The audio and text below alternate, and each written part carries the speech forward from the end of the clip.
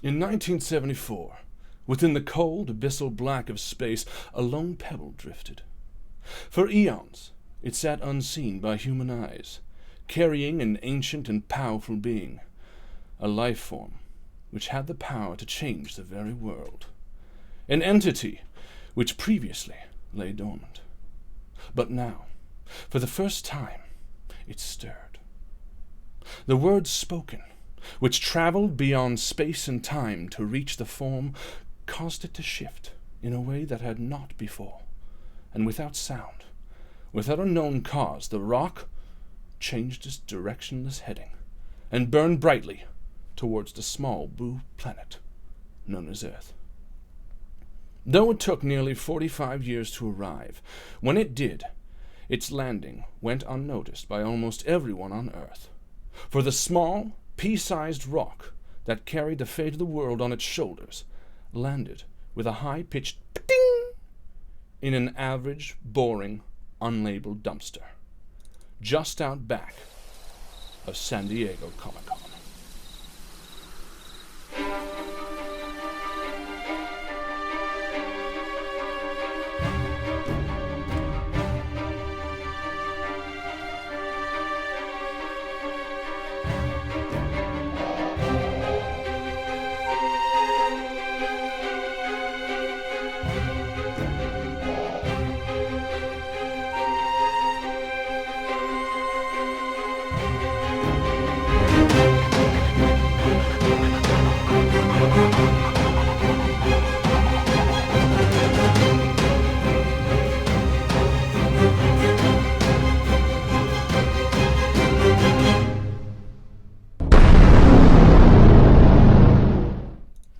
And we're live!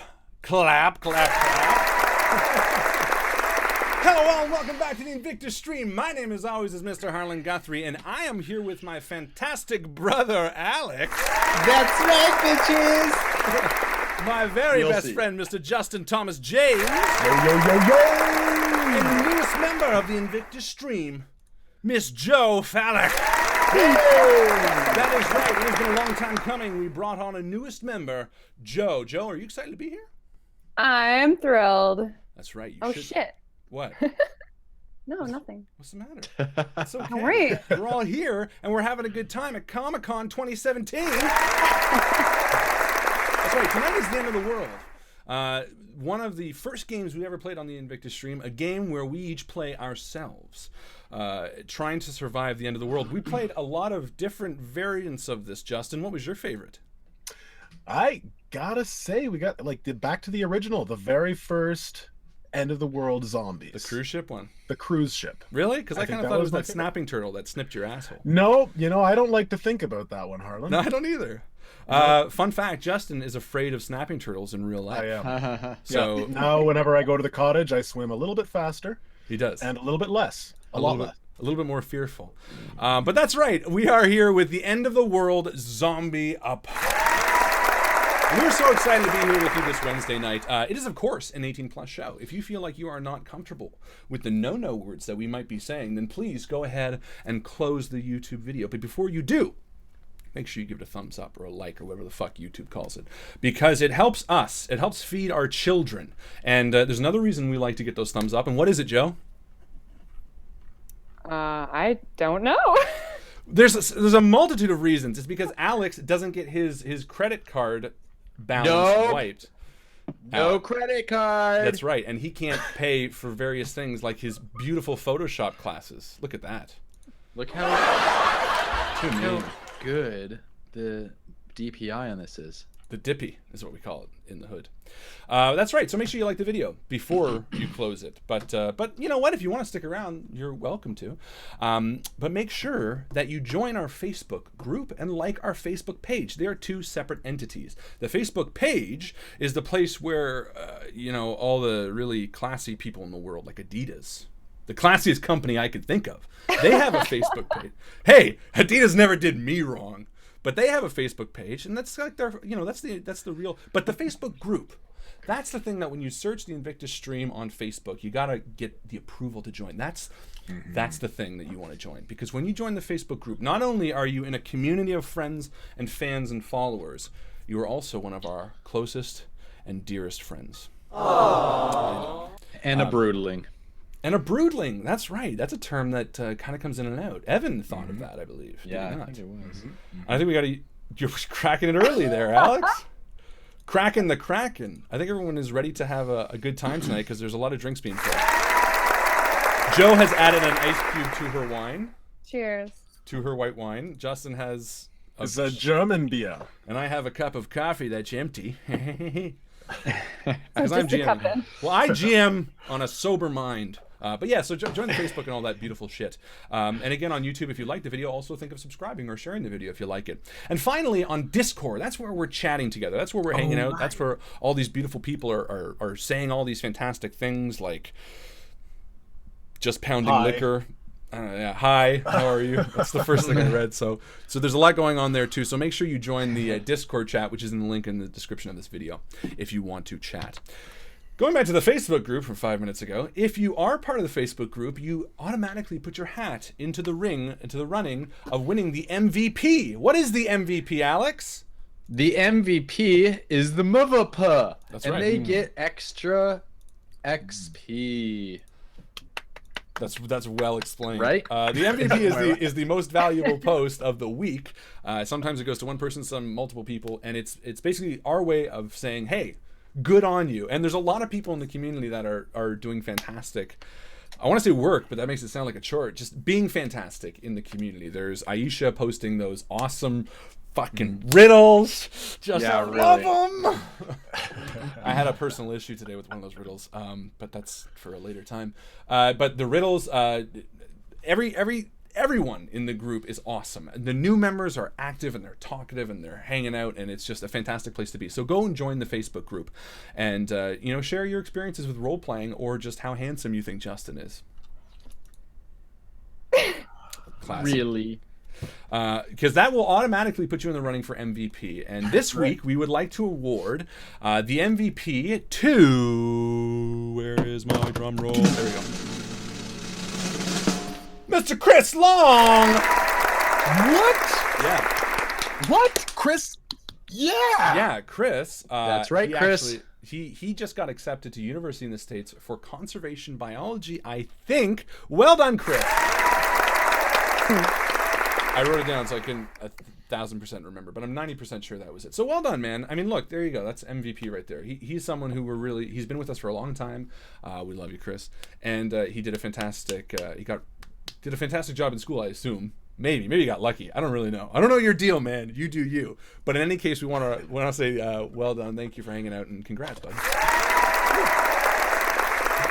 And finally, before we run into this crazy end of the world shenanigans, I do want to do a quick shout out to the charity we are currently working with. I continue saying that even though it's not the right terminology. Extra Life is an organization that works with the Children's Miracle Network of Hospitals to bring donations to them. Yeah. And we're working with them right now. We're going to be doing a 24-hour live stream on November 4th. We're doing the Hot Ones Wing Challenge. This Friday we're filming it. Wish me luck. Yeah, I got to say, Joe is definitely hanging out and doing as many. How far do you think you're going to get into it? I'm thinking I'm hoping for 5 or 6. Really? That might be a high estimate. Well, she came into it late because we took off the next day of work. You're working the next day, aren't you? I am working the next day. So you don't want to go too high on the hot scale working the next day. I'm not working the next day, and I've decided I'm going to go as far as I can without the pressure of having to do all 10. Well, Joe and Alex are going to be our hosts because they're not going always, so they're going to be asking us the questions. So between the two of them, they're going to be having like a mini competition, I think, of who can last the longest. I think I'm gonna win it. I think you are.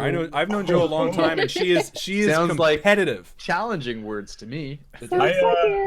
I don't think I'm gonna make it past the Tabasco or the Sriracha. I think. Sriracha? How high is the Sriracha? Is that like the That's 9th level or 10th 1. That's like -1, actually. It's the lowest. Really? One.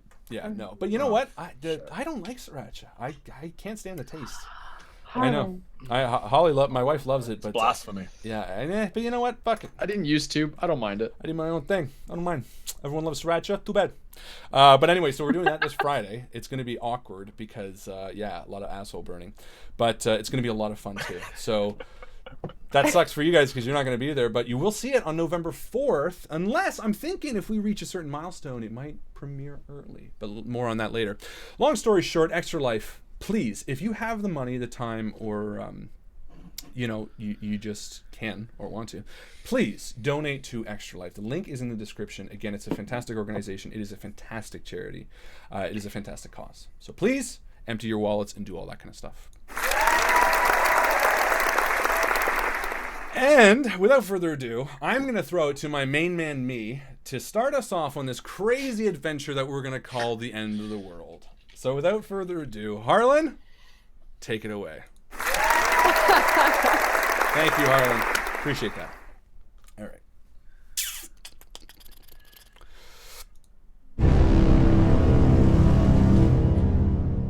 You're Good start. well, I had to be interesting. Fumble. Your plane touches down in San Diego. You feel a sense of excitement in the air. Yeah, it's almost palpable. You loosely leaf once again through the crumpled flyer that you've each been holding for the 5-hour flight from Toronto. On it, you see Joss Whedon panel, video game competition, costume contest, zombie walk, blood drive, D&D floor. Justin, what's on your must-do list? Well, looking at the flyer, there's a map there, and I'm thinking Lucasfilm right away, right off the bat. As soon as I get into Comic-Con, I mean, Joe and Alex can follow me if they want to, but I think that's going to be my first order of business, is just seeing who's there. And do I actually know who's speaking on the Lucasfilm panel? You know, you guys have specifically tried to stay quiet, and I don't know if it was just because of the way you were coming to this is your first convention, really, but you heard rumblings of who might be there, but you haven't checked fully, so you don't know who's going to be there, but you're hoping the big man himself, Mr. Oscar Isaacs, might be there. Joe, what's on your must-do list? Well, I know, that there's the D&D level. I'm pretty into the RPGs. I didn't bring any specific... Well, okay, so I brought some of my D&D stuff. I'm hoping maybe I can get a player slot at one of the celebrity tables. Oh, so you're hoping to roll alongside Will Wheaton. If I might. And then maybe sneak an autograph. Okay, cool. Yeah. What about you, Alex? Oh, I'm definitely going for the Todd McFarlane exhibit. Okay, because who doesn't love his fucking, Spawn and shit. And then, of course, I got to get in the Lara Croft, dress up contest. Well, there is a costume contest that sort of universally goes across the entire time, and based on when you've landed, you're not actually too far off from the costume contest. You think it's in the Horton Grand Theater. And by the way, if you're in the Discord chat, I am now linking a map to the floor of the main area, as well as the area around the San Diego sort of downtown hub, so you can kind of see where these guys are at. So you're going to try to get into the costume contest, Alex? Yeah. For sure. Okay. For sure. Fair enough. Like, are you like Lara Croft? So. Are you dressed like that on the plane, Alex? Yeah, I am actually. Okay. All right. What? So what? A guy can wear a bra and fake boobs? Come on. Whatever. How was airport security? Well, I was able to get this through. Mm-hmm. It's plastic, but that's probably the only reason why. So I think I'm just gonna tuck it away for now. Safety. So you head to the carousel. You stand there. You stand there awaiting your bags, and as the carousel area starts to fill, you hear a voice from behind you, a distinguished British-sounding voice. I hear Joss Whedon will be here. And the three of you turn around, and you sort of vaguely recognize the man behind you. He's a bit older. He's kind of got blondish hair, and he's wearing glasses, and he kind of smiles at you with a big, toothy grin. Hello. Are you James Bond? No. I'm Cary Elwes. Cary Elwes. And you look at him for a moment. You don't quite understand, but he seems familiar. And I was in Princess Bride and Saw and Robin Hood, Men in Tights. Oh, yeah. I've seen those. Yes. Thin guy? I'm a hedgehog. Oh, pleased to meet you. And he shakes her hand. And he sort of looks down at the sticker that you have on your luggage. It says Comic-Con. Based on the fact that the two of you are dressed up, he sort of pieced it together. Oh, yes. Well, I just wanted to say hello and to a few fans. I'm certainly a fan of yours, Mr. Elwes. Cary Elwes. Yes. Especially in Robin Hood, Prince of Thieves. No. Men in Tights, actually. Kevin Costner was in Prince of Thieves. Oh. I was the bad guy in a Morgan Freeman film, and you can see as he's talking, he's sort of trying to look and try to gain attention, and people kind of look at him, and they continue walking. Yeah. I was recently in a TV show. Yeah, what one? I say, and I try to eye my luggage. And you do see your luggage coming pretty quickly, and it's sort of right behind you. Oh, Harry, really, just very sorry. This is our stuff. It's actually Cary, but Cary, yes. No, starstruck. I completely understand. Listen, no worries whatsoever. Yes. And he begins sort of backing away, and as he does, listen. It's obviously your first time at Comic-Con, being starstruck by a celebrity such as myself. So I just want to give you a little tip. And he kind of looks around, and for a moment he becomes relatively serious. He says, "If you see Elijah Wood, just turn away. No matter what he offers you to drink, don't take it. Trust me." Oh, okay. All right. Yes, it's always a bad time. And he turns around and he kind of rubs the back of his neck. And as he does, you see a tattoo in the back of his neck that just says Elijah's bitch. And he kind of fades off. He just rolls his little Cary Elwes off to as he's Carry going. on. So as he's walking away, I'm kind of dumbstruck a bit, and I say, I would have thought that meeting a celebrity would have been a little bit more, I don't know, exciting. He didn't seem very smooth at all. Not at all. And just like, you say that there's this, celebrity presence, all celebrities have a presence. Didn't feel it. Didn't feel it at all. I felt like I was talking to, I don't know. You know what? I just clued in to who Cary Elwes was. Oh my God! I can't believe we just met him. That was.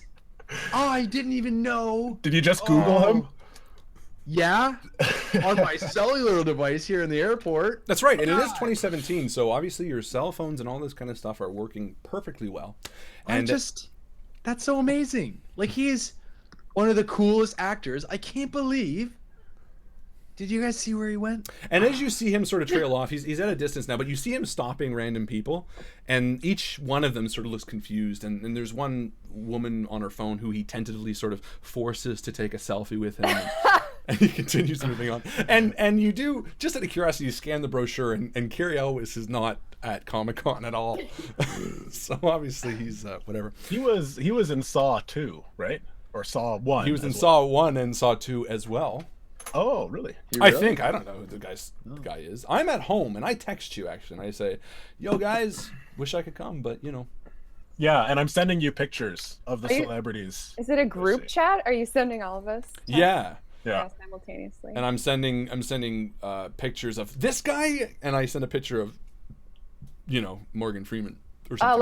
Let's snap a selfie real quick on the luggage carousel for Harlan. I think he really liked that. Yeah, I would like that.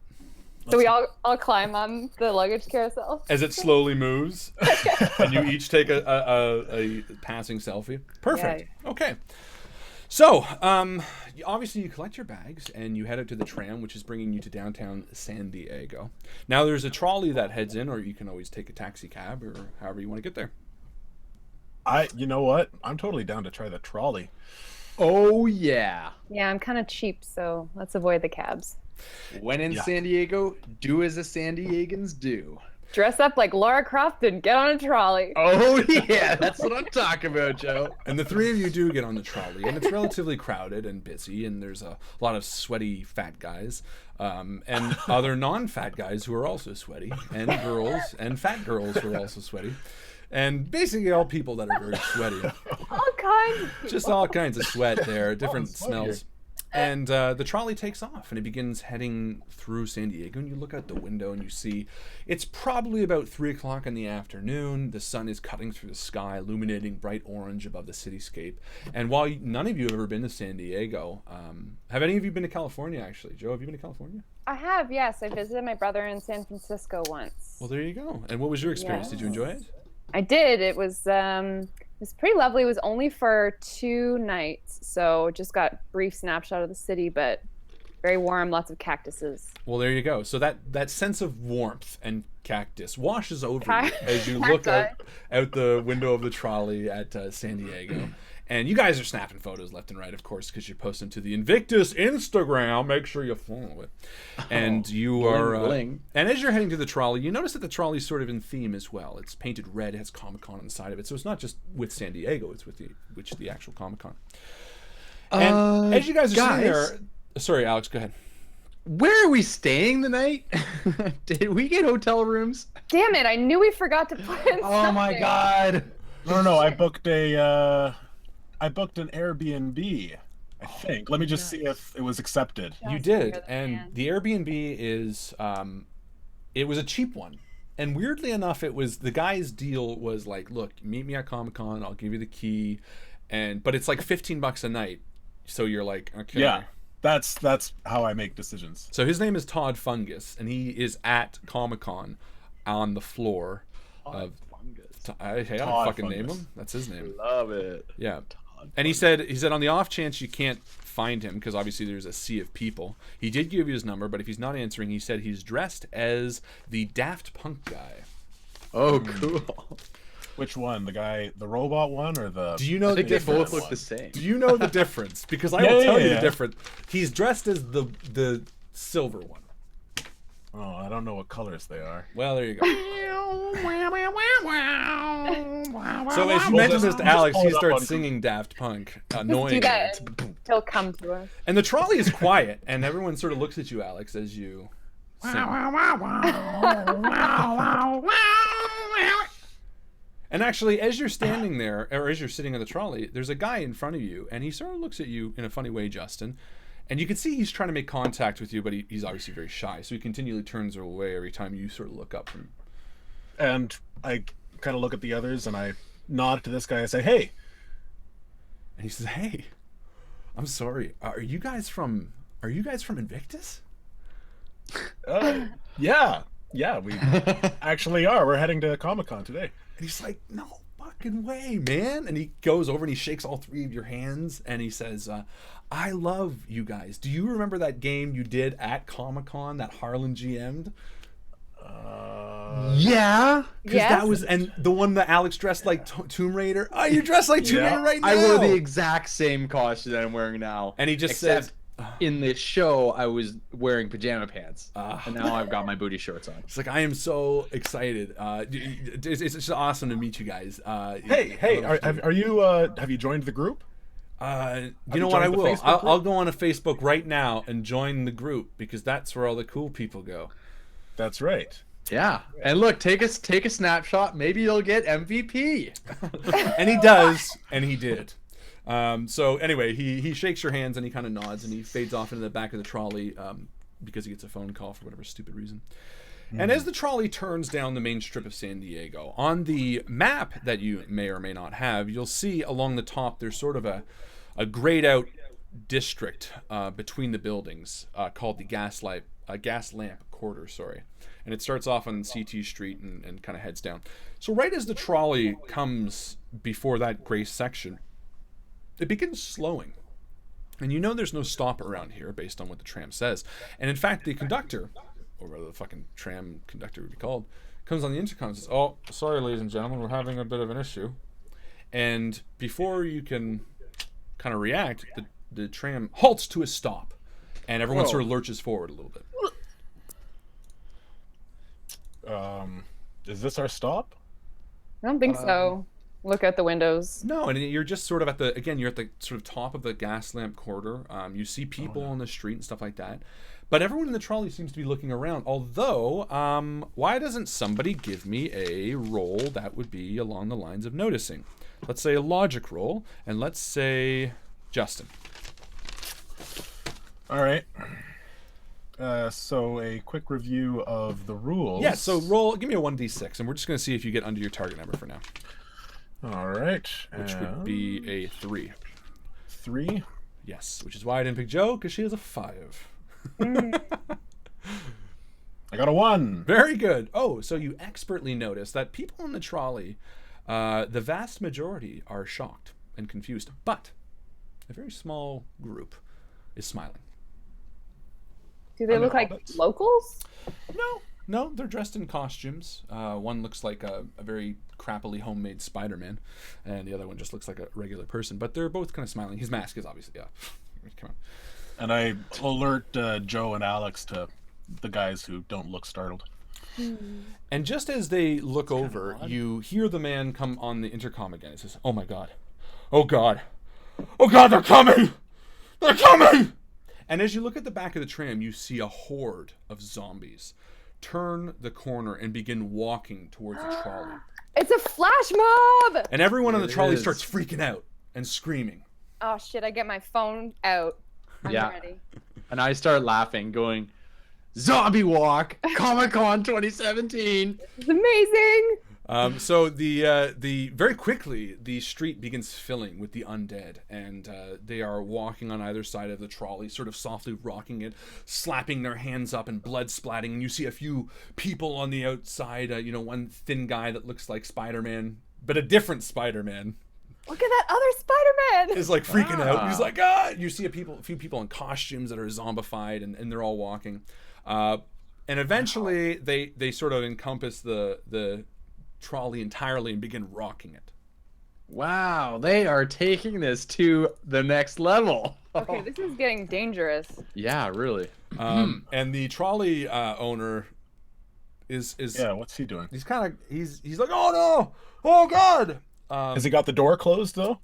He does have the door closed, but what I will say is, because of your success, Justin, previous, all three of you are a bit more observant, and you're noticing that he's actually flicking a small switch under the dash that looks like it's sort of in tune with the rocking of the trolley.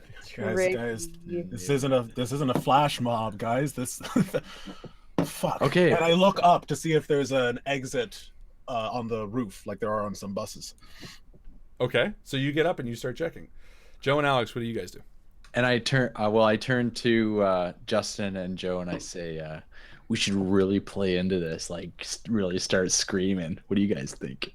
Should we break a window? Why don't we play into this and see how the hell to get out of here? All right. Okay. Like pretend we're zombie survivors, you know? Oh my God. All right. So, do you see a roof thing? Yeah, there's a roof hatch right above you. Okay. So I'm gonna start screaming. Ah! Ah! I need to get out of here! Ah! And people are following suit, and they're buying into it, and except for the few people that you saw already kind of in on the joke. And people are standing up and starting to freak out, and I think the trolley driver starts getting that it's a bit too much. So he stops flicking the switch, which is rocking the trolley, and he kind of brings his hand back, and the zombies begin to sort of slowly continue their walk towards the main hub of Comic-Con. And he comes back on oh, thank God, it seems like they weren't interested in human flesh. Only the great discounts at your local Comic-Con superstore. And he puts the thing back on. And everyone in the trolley claps like assholes. And I actually bought it. I bought it. I'm standing up in the middle. I'm trying to open the hatch. Justin, what? They're gone. It was a fun prank. I thought you saw that, Justin. I don't know. It's clear to me now after the fact, but it was very convincing. I got that all on video. And you did. No. And you uploaded it to the Invictus. What were you gonna do? Were you gonna jump out into the crowd? No, I was gonna get onto the. It doesn't matter, Alex. Okay, all right. Look, you guys want to get a? Got you. Okay, all right. And suddenly you're startled by a banging of glass behind you at the door, and you turn around, and Cary Elwes is there, and he says, "Jolly good, did you get that? Very fun!" And he continues walking off towards where the rest of the zombies were. Thanks, Terrence. You just bang on the window to say that? And I turn around and I say, "Cary, let's catch up with them to have a drink with him." And And I try to make it to the door, but I just can't. There's too many people in the. No, actually, people are starting to file off because the trolley it breaks there, and the guy kind of comes back and says, "Oh, anyone want to get off here and walk down with the zombies? You're more than welcome."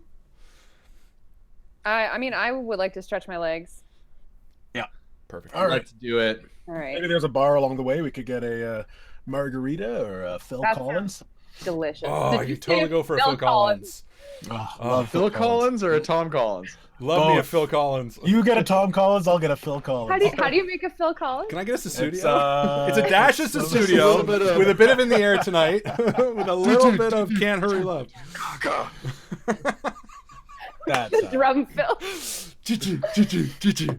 All right. So you exit the trolley, and the street is alive with people again, and some people are talking loudly and laughing. Some people scared. Some people crying. But most people are still having a good time, and the streets are filled. It's like Mardi Gras down there in Comic-Con. And as you exit, you see a few groups of people sort of talking amongst themselves, a few people fighting, a few people laughing. And yeah, there are bars lined on either side. There's a large theater to your right, maybe halfway between the end and where you are now. And down at the end, you see the large banner that says Comic-Con. And you know that as the main floor of the Comic-Con. What time? You said it's just after 3. So is there any kind of time crunch, or do we figure we could probably get in for a happy hour? No, yeah, you could definitely get in for happy hour. You do know that the costume contest, which is at that big theater, takes place at 3:30, and other than that, yeah, it's anything goes. What do you think? Alex? I'm down for whatever you guys want to do. I mean, we got to make the costume competition for sure. That was like, you've been talking about it nonstop basically since we took flight. Okay. And I don't want you to miss it, but I'm very thirsty. Yes, but Justin, you might agree with me here. In every RPG, we always start at the bar. Do we? Well, most of the time. You start in a You're not. tavern, Either obviously. the tavern, or we hit a bar up somewhere. Do we just go quickly to get to the bar and then go to the Comic-Con? Yeah, Or do we we'll go straight see to the if, Comic-Con? Let's grab a drink. Okay, Mhm. quickly. I'm fixed on it. I'm still a little rattled. Mhm. And then let's go. Okay, Justin, they're just fake. No, yeah, I just want a drink, Joe. And I We come in haven't- through your phone and I say, Justin, I watched the whole thing on Instagram video. I'm here for you, buddy. And I send you a virtual hug. I'm sorry I had to post it. It's too good. Don't It's let 'em rattle public you, now. man. God. All right. All right. Look, how about this place? And I point up at the establishment. Yeah, What's and it it's called? the Spartan Sparrow. Spartan Sparrow. No, Spartan Sparrow. What's a sparrow? Whatever. I the like hell that mine is. better. I don't know. Ask the owner. I didn't make it up. The Spartan Sparrow. I didn't name it the Spartan Sparrow. What the fuck? I don't know. All right. I say we go into this place, the Spartan Sparrow. And you- Absolutely. And you walk in and a crowd cheers you. Oh, welcome to the Spartan Sparrow! And it's all like in theme medieval. Oh. Because that would just Spartan? be fucking cool. No, and a big hairy bearded guy comes over to the edge of the bar, which is closest to the door, and he goes, "Welcome to the Spartan Sparrow. How can I help you?" Haha. I'll get a Phil Collins. Phil Same. Collins. 2. You? And give me a The same? straight up scotch. Two No, Phil Collins and a straight Kraken. Scotch. And a Kraken. I straight up like it. Kraken. A All right. scotch and a kraken. And he makes the 2 Phil Collins, and he adds a little bit of Susudio, and he dusts it off with a bit of magic, just like Phil Collins in real life. And he gives you a Kraken, and he hands them to you and says, "There you go. That'll be blah, blah, whatever money it is." And he says, "Enjoy your time at the Spartan Sparrow." Hey, Yes. are there any celebrities in here? From the Elijah Comic-Con? Wood was just in here, but I recommend you don't fuck with him. We heard that earlier, actually. What kind of a state was he in? Don't ask me. And he kind of backs away, and he points as he does to a group of 3 men who are crying at a table. Oh no! What happened to them? Joe, ask them what happened. Elijah Wood happened to them. And he backs away. I dare not. And, Let's go grab a seat by the patio. Yeah. Excellent. Patio weather And you head out to the beautiful sunny patio, and again, the streets are alive. People are walking, happy, singing. It's a vibrant and exciting atmosphere, and it sort of permeates every little corner, and you feel very at ease here, sort of in your element, as it were. People are rolling dice in the alley, but it's D20s, so you're good. And as you're sitting there, a man walks out and just says, "Hi, I'm the owner, Arthur Sparrow, and I just want to make sure you're happy with everything here." Super happy, Arthur. You run a great establishment. Nice to meet you. Thank you. Nice to meet you too. And if you need anything, just let me know. Again, the name is Arthur Sparrow. And he walks back in. It all makes sense. I needed Your to name, justify it. your name was pretty good, Joe, but It all makes sense now. Right? So you sit out, you finish your drinks, and as you check your... Well, you talk amongst yourselves. I mean, it's your game. Look at all of these Spider-Men. There's a lot of many Spider-Man Spider-Men everywhere. You think they'd get more of an idea as I'm saying this? There's like 8 Laura Crofts that walk by. Yeah. But you're the only one that's a get a better guy. idea. Sorry? But you're the only one that's a guy, Alex, so you have... Oh, that knowledge. true. You got the biggest guns. Yeah. You know what? I totally realized why that guy on the bus or the trolley recognized me as Invictus. Ah. I'm repping. Repping blue. That's right. That's right. I don't see any other woodland creatures, unfortunately. So you sit outside for a little bit, and your nice casual conversation gets interrupted as a man comes bursting through the door and throws up right by your feet. Oh my god. Oh, come on. I'm so sorry. And another guy comes out and holds him and says, "No, man, don't worry. Fuck Elijah Wood, man. Fuck him." And they kind of continue off. And a third guy that was with them kind of stumbles out, and he looks at you three and says, "Sorry about that. Here, you want these?" And he hands you 3 tickets to the costume contest.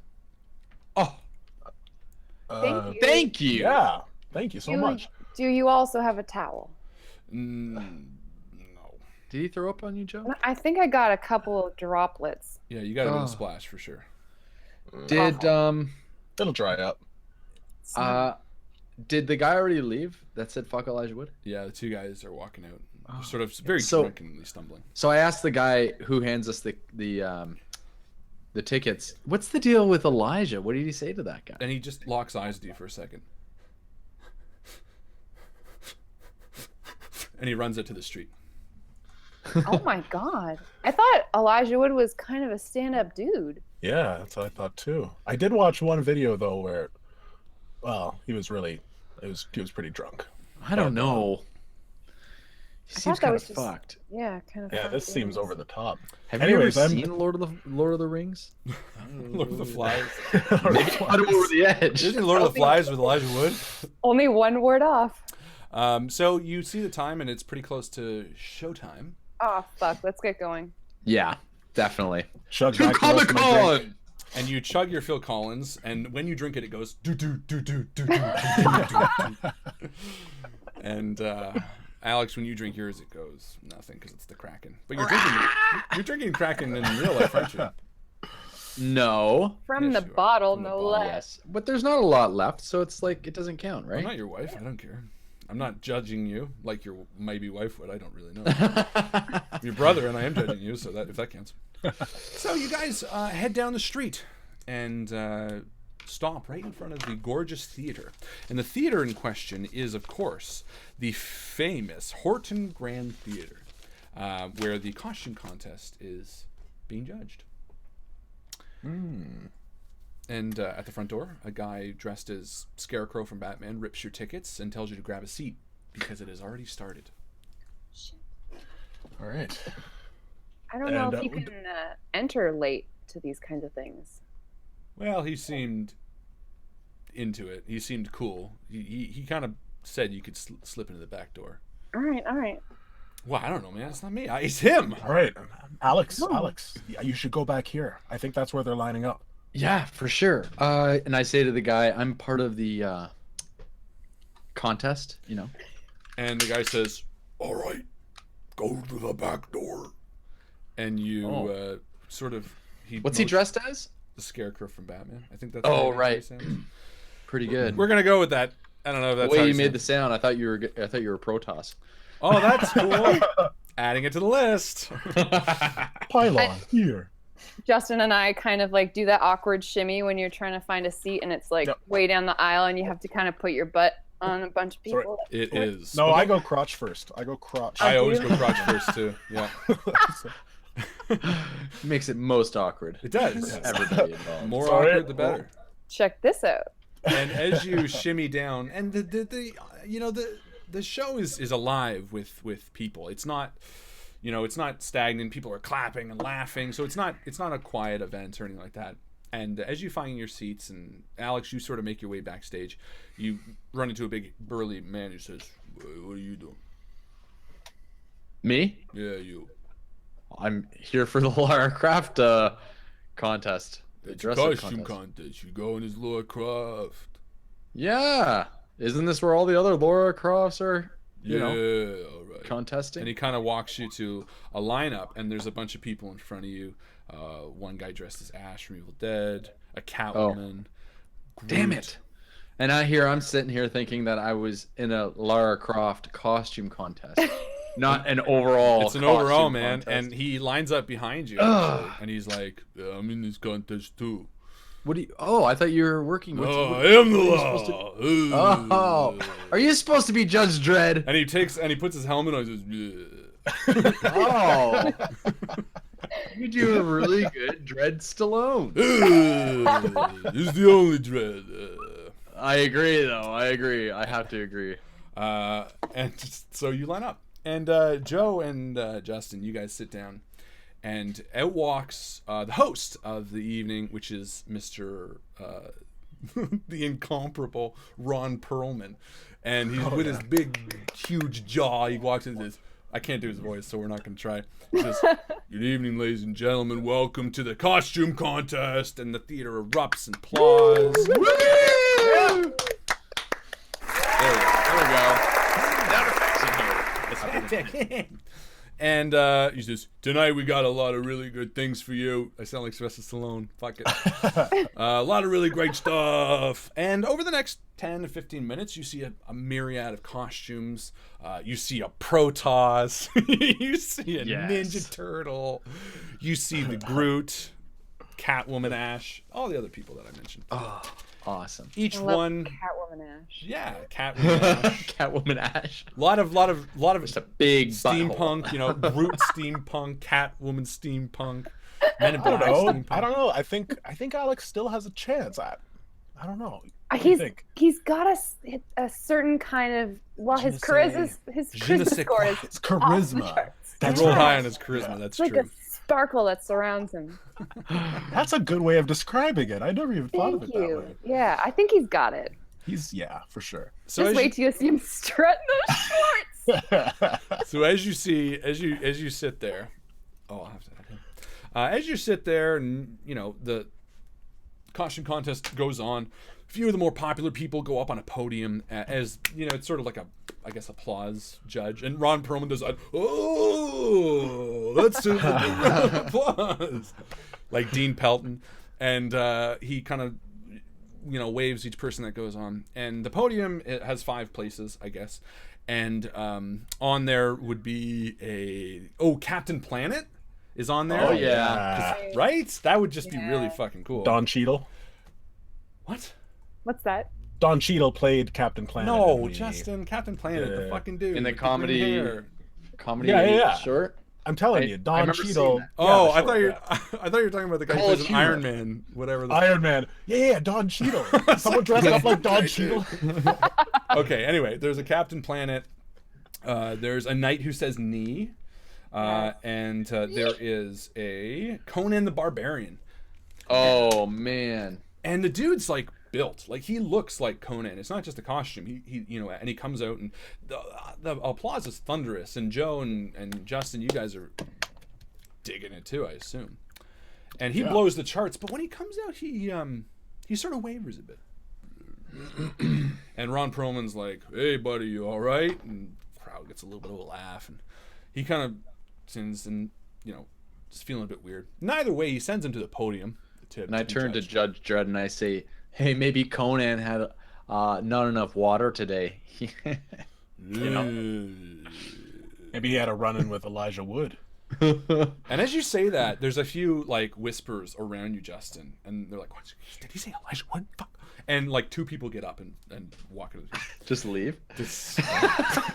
That guy, man. Really serious about this guy. They don't like him apparently. Something's up. I don't know. We'll find out. So the costume contest continues, and Alex, you're up, and you walk out on stage, and you hear Joe's voice and scream echo above everything else. She's standing. Oh, yeah. My homie's out there in the tombs. Woo, woo, woo. And I'm swinging across the stage. No, you are, and you're doing your thing, like you did with Jumps Ricky and Martin. rolls and pretending to jump. Pretending. Pretending to jump. You can't jump because Well, you don't want to lose anything. You don't want anything to fall out. Yeah. Yeah. And you make it to the center of the stage, and the applause is pretty good. Most people are laughing, and Ron Perlman kind of does his thing. And Alex, give me a charisma roll, because that's sort of like the best time to use it, right? Yeah. Yeah, absolutely. Is this a 20? A D20? Nope, this is a 6. D6. Oh, Don Cheadle was Captain Planet. My apologies. How high does your charisma have to be for you to get the sparkle halo? 5? Or... Yeah, pretty much. And Alex has a 2, and he rolled a 3, so he does not have enough charisma. Oh, and Ron Perlman's arm goes like this. Yeah. He says, "Sorry, man," and people clap, and you hear Joe again. Thank you very much, San Francisco. And you head. San Diego. I was just gonna say. San Diego. And I Helps messed you that know up. the city. Later, San Diego. Oh, I shouldn't have got that cracking. So as you're exiting the stage, Joe and Justin, your eyes sort of follow Alex, but they quickly dart back to the podium, because you see Conan the Barbarian, and he's again one of the 5 spots on there. The 2 others are filled by Captain Planet and the Knight Who Says Knee. And he sort of takes a step forward off the podium, and the light doesn't follow him, it stays in place. And at first, not many people notice it. You do, because, again, it was sort of a movement of the corner of your eye. And he kind of lurches forward towards Ron Perlman. And the mic cuts back on, and Ron Perlman's booming voice echoes throughout the auditorium. He says, "Oh, hey, listen, buddy, you had a bit too much to drink," and there's a few laughs. But a sense of uneasiness washes over the 2 of you. Because when Conan comes into the light, you see his face, and it's drained of all color except for his veins, which now almost shine like a dark tinge of green. And you think at first maybe perhaps it's makeup, but no time would have that he could have done the makeup in where you wouldn't have seen it. Mm-hmm. And Ron Perlman for a second sort of takes a step back. And all at once, Conan puts both of his arms on Ron Perlman and lunges forward, biting into his neck. Oh my As a God. spray of blood peppers the first row of the crowd, and people scream. Wait. What? Alex, you turn around and you see the theater thrown into a frenzy as the first 2 rows stand up, turning around, wiping blood off their faces. Screams echo the auditorium, and Conan bites another large chunk of flesh out of Ron Perlman, who's now grabbing at his neck, blood again filling the stage and spraying. The other 2 members of the podium run and go to jump into the crowd. They fall down, and the curtains begin moving frantically as people from backstage come running out, and the theater is in pandemonium. So I'm standing with you 2, right? No, you were on your way, but the crowd now has almost in an instant stood up and begin surrounding you, and it's tough to see them actually. Ah, okay. Well, I go to the corner where there's like a little bit of space where everybody's not running, but I'm still up near the stage. Say near the front of the stage, at the bottom of the stairs, out of the way of where everybody's running. Perfect. Justin, Joe. Shit. So I'm like, how many Getting up people are running screaming. towards us? They're not necessarily running towards you. They're just sort of all running around. Joe, what do you Okay. do? I'm screaming about Conan. Okay, so you stand up on your chair and you're like, "Fucking Conan!" I grab Justin's hand and I start tugging him towards the exit, going, Alex, Alex, this way! And you start moving towards through the crowd. People are kind of punching into you like a mosh pit almost. Fists are flying, not purposefully, but people are running for their lives. And give me, Joe, a logic roll to see if you can spot Alex through all the muck and misery. Let's do that right now. A logic? Yeah, I don't know. Unless something else would work. Oh shit. I failed. Your one weakness. A 6. So you can't see him, and it's just too, I mean, it's too dark in here. It's too crazy and busy, and people are pouring out through the aisles. But you do manage to hold on to Justin, and you're working your way through the crowd. And again, Justin, your eyes are locked on the Ron Perlman, and now you see Conan bite again, pulling bits of sinew that string from his neck and ripping them off as the light cuts, and the entire auditorium is bathed in darkness. Why would the lights go out? You can barely hear yourself over the screams, and in an instant, the red lights of the exit signs or whatever, I guess the emergency lighting, pops on. And again, once again, you see the busy, bustling crowd, but now there are other people feasting on Ron Perlman on the stage. You see others gnawing on him and pulling off other pieces of his flesh, costumes of people that you hadn't seen before. Huh. Is Ron Perlman moving at all? I'm keeping an eye on him as Joe's pulling me away, trying to see whether or not he's moving. You're keeping an eye on, but you don't see anything yet. Alex, what are you doing? I am standing near the front of the stage, so I think I would have a pretty clear view about what's going on stage. Yes, you would. And you are seeing a few people now, again, feasting on Ron Perlman. Because taking a beating. Do I realize now how real this is? I fucking this hope is so. It's very obvious. Okay. Yeah. Okay. If you don't, Well, then you got a problem. Sorry, while I'm pulling Justin through the crowd, I want to be casting around in the seats of the auditorium to see if there are any like prop weapons anyone has left behind. I want to look for like the detritus that fleeing people will leave when they're, running for their lives. Perfect. Yeah, there are. Yeah, I was gonna say detritus. Jesus, you're up here, man. We're here with tools. It's tough. That's my logic score. Yeah, you're right.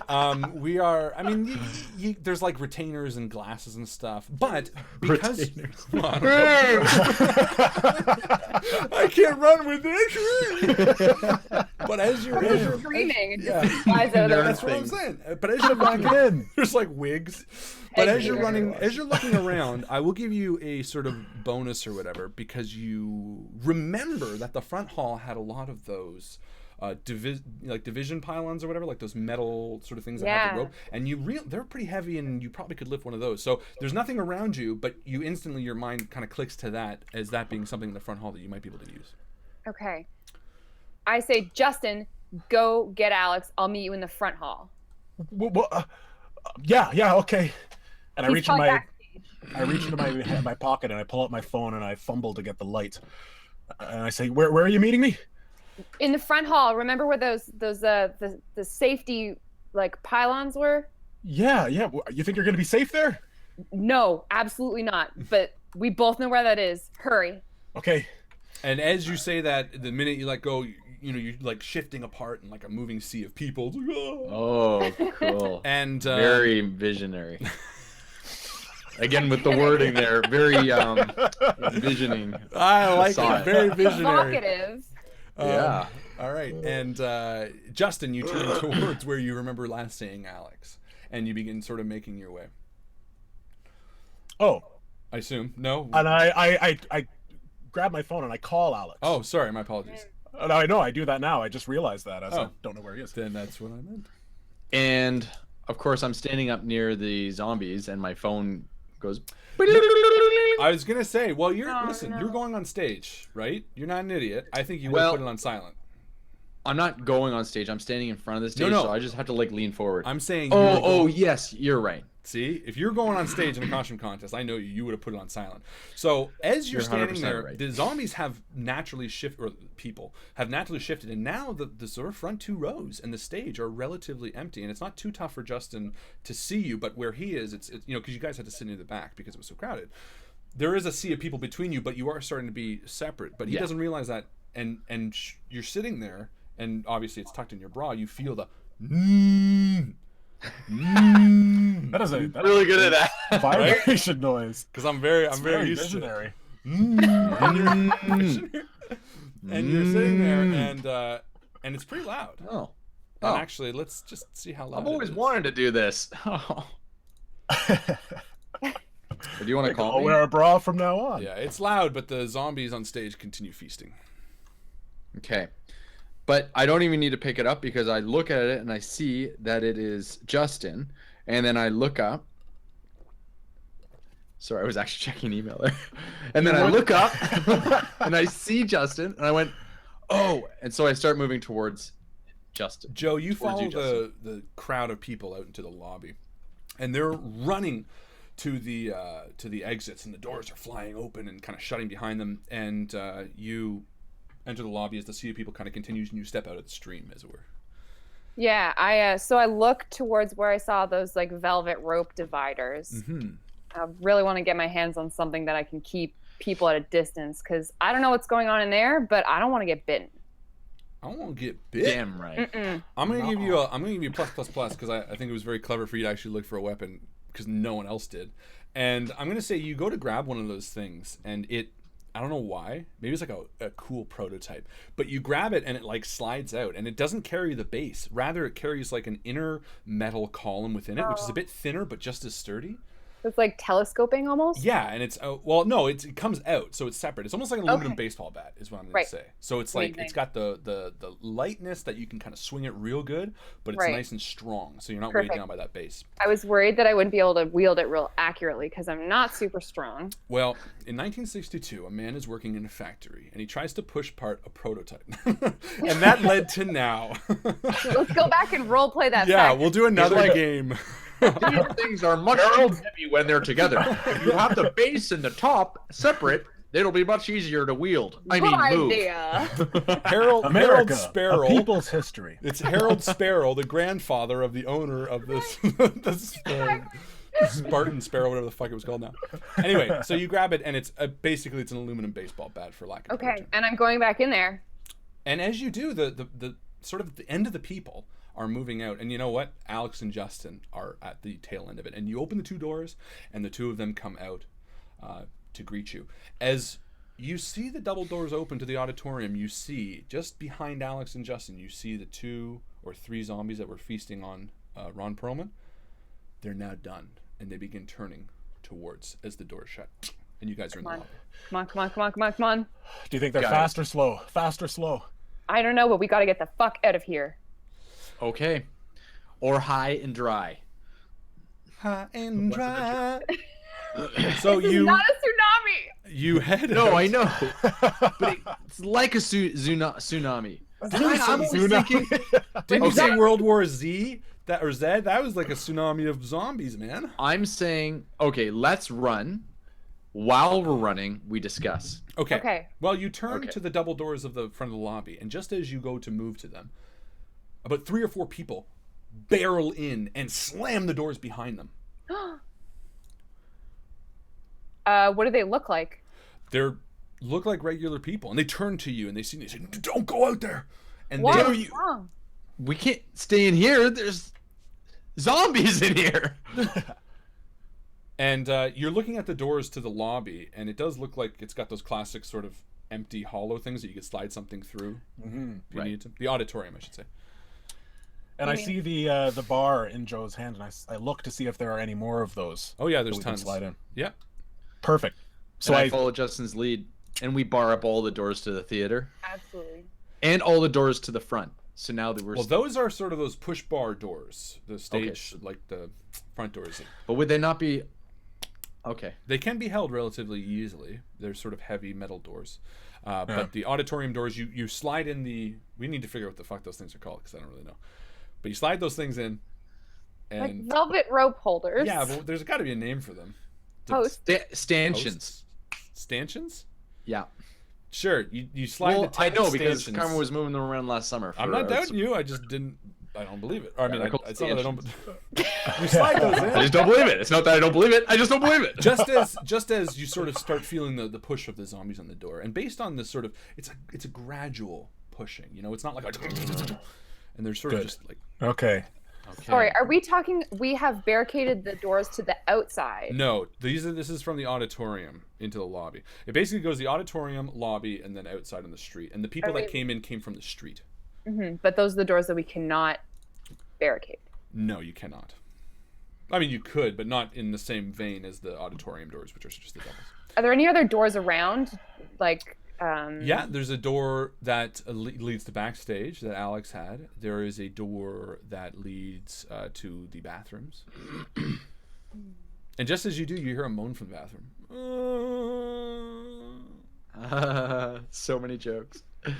Guys, but before we leave this room, we have to figure out what the fuck we're going to do when and if we do come into contact with zombies. Well, do we flee or do we fight? There are 3 people that entered, and they're sort of staying there. And one is dressed as the Flash, and one is dressed as Rogue, and one is Zelda. And they're like, guys, you can't go out there. Well, what happened? Fucking look. Describe what's outside.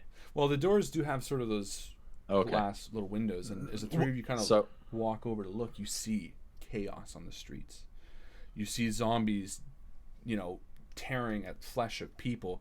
You see the dead walking, their limbs missing. You see them sort of just aimlessly walking into building from building. Do we see Elijah Wood? I hope not. Not yet. And you say that, well, you think it loudly. And the guy, Rogue, or girl, Rogue, is like, did you say Elijah Wood? Don't. And the other guy comforts her. It's like, it's okay. He's not there. What is the whole deal with Elijah? I don't know. I love it. So basically, I say to these guys, so we're in here and we see Conan the Barbarian just like take a bite out of Ron Perlman. What did you guys see? What happened? Yo, that's what... No. Didn't you... And he turns to the Flash, and the Flash is sort of like catatonic. He's just staring straight forward, and he snaps out of it. He says... Yeah, no, I saw a similar thing. It's that fucking guy. It's Jeremy, man. Jeremy? Who? Jeremy who? Jeremy, the dude, the D&D guy. And one of the other guys sitting there goes, no, it's not Jeremy. Fuck off with that. What are you talking? Wait, what? Listen. D&D guy? And as the 6 of you are talking, you hear a sharp scream. And just out of the corner on the street, you see the trolley tipped over. And you see people inside slapping the windows as zombies become encroaching onto it. Oh my god. Holy shit. We have to help them. I agree with you, Joe, but what are we going to do? Does anyone have a gun? This is America, right? Everyone has guns? Yes! And this one is fake. No, but people just walk around with guns, right? That's a thing. That's supposed to be a thing. And actually, as you're not sitting San there, Diego, that's like LA. You're New York. You're standing up against the glass, and you see this zombies encroaching on this trolley. And all of a sudden, you hear the Zelda turn again to his buddy. He says, "No, don't." And the guy who's dressed as the Flash puts up his mask and he says, "No, I can do this." Oh my god! And no, honey. you can react, he bolts out slower than you've ever seen anyone run. And he Tell just me starts, he's overweight. Tell me he's overweight. He's like a big fat guy.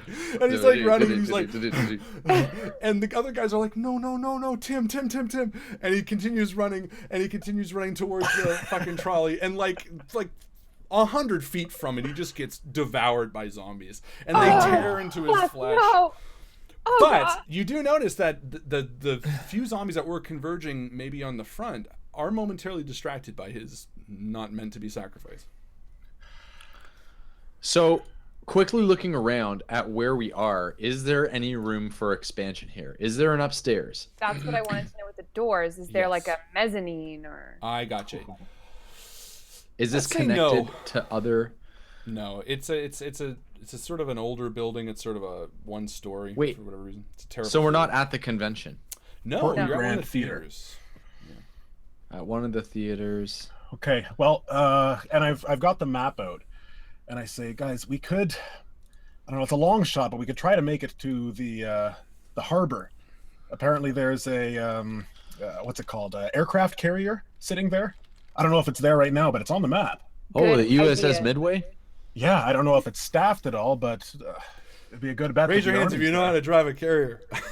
Hey, more of a chance than not. What's the density like of zombies out there? You said that the ones around the trolley were kind of distracted, but is it like how many of them are roving around? See, this is Joe asking the good questions. This is why we need Joe. See, she thinks about it. She goes, yeah, this is something that I want to actually try to solve. They're right now pretty spread out, actually. And you know, based on every zombie movie you ever watched, that time is the biggest enemy when it comes to zombies because they're only going to multiply. And how fast are they moving? Are we seeing any of them run? No, they're shambling. They're definitely slow. Let's Okay. fucking go. Okay, let's get more of these poles? Stanchions. Stanchions? Poles, Stanchions? yeah. Expansions. One for each of Google us. it link, okay? Let's take the NPCs. Yeah. Let me just Google this. And guys, and sorry. Zelda and Rogue turn to you and say, "Fucking, we're not NPCs. I'm sorry, I just D&D gotta. God, this is real life, man." And Rogue and Just Zelda about. hold each other. Listen, and I Princess turn to Zelda. Rogue and Zelda. Listen, if there are any people that are more equipped to deal with a zombie strike, it's gonna be here at the Comic-Con convention. So I say we pull up your panties, ladies, and let's go. Give me an By the way, are Not you for two... you, Joe. Sorry. Keep those panties down. Hold on, Alex. give Not me what an- I meant, but Give me an empathy. Yeah, let's give me an empathy roll, Alex. And Joe, what were you gonna say? I was gonna say, by the way, are you two from around here? Good question. All right, Alex, you do an empathy roll, and you failed. 6. So they don't buy it. They say "fuck you, man," and they back away. Yeah. And they turn to Joe, and they're sort of nervous. Yeah, they're a bit skittish actually. So why don't you give me an empathy roll too? Okay. And I'm gonna give you a plus because you're a good listener. Okay. So you can roll a second die. You're very Well, I got a 5. yeah. So roll one more. I got another You 5. double down on the 5s. So they look at you and they know you're with Alex, and he just said they're NPCs or something. I don't know. You pissed them off. So they go, "No, fuck you. We don't need either of you guys." And they burst through the doors as well and head out. But they're smarter than Fat Flash, and they start working along the building. And you see them sort of head off into the square, and they seem like they're relatively safe. Okay, we should go now while there's other humans wandering around.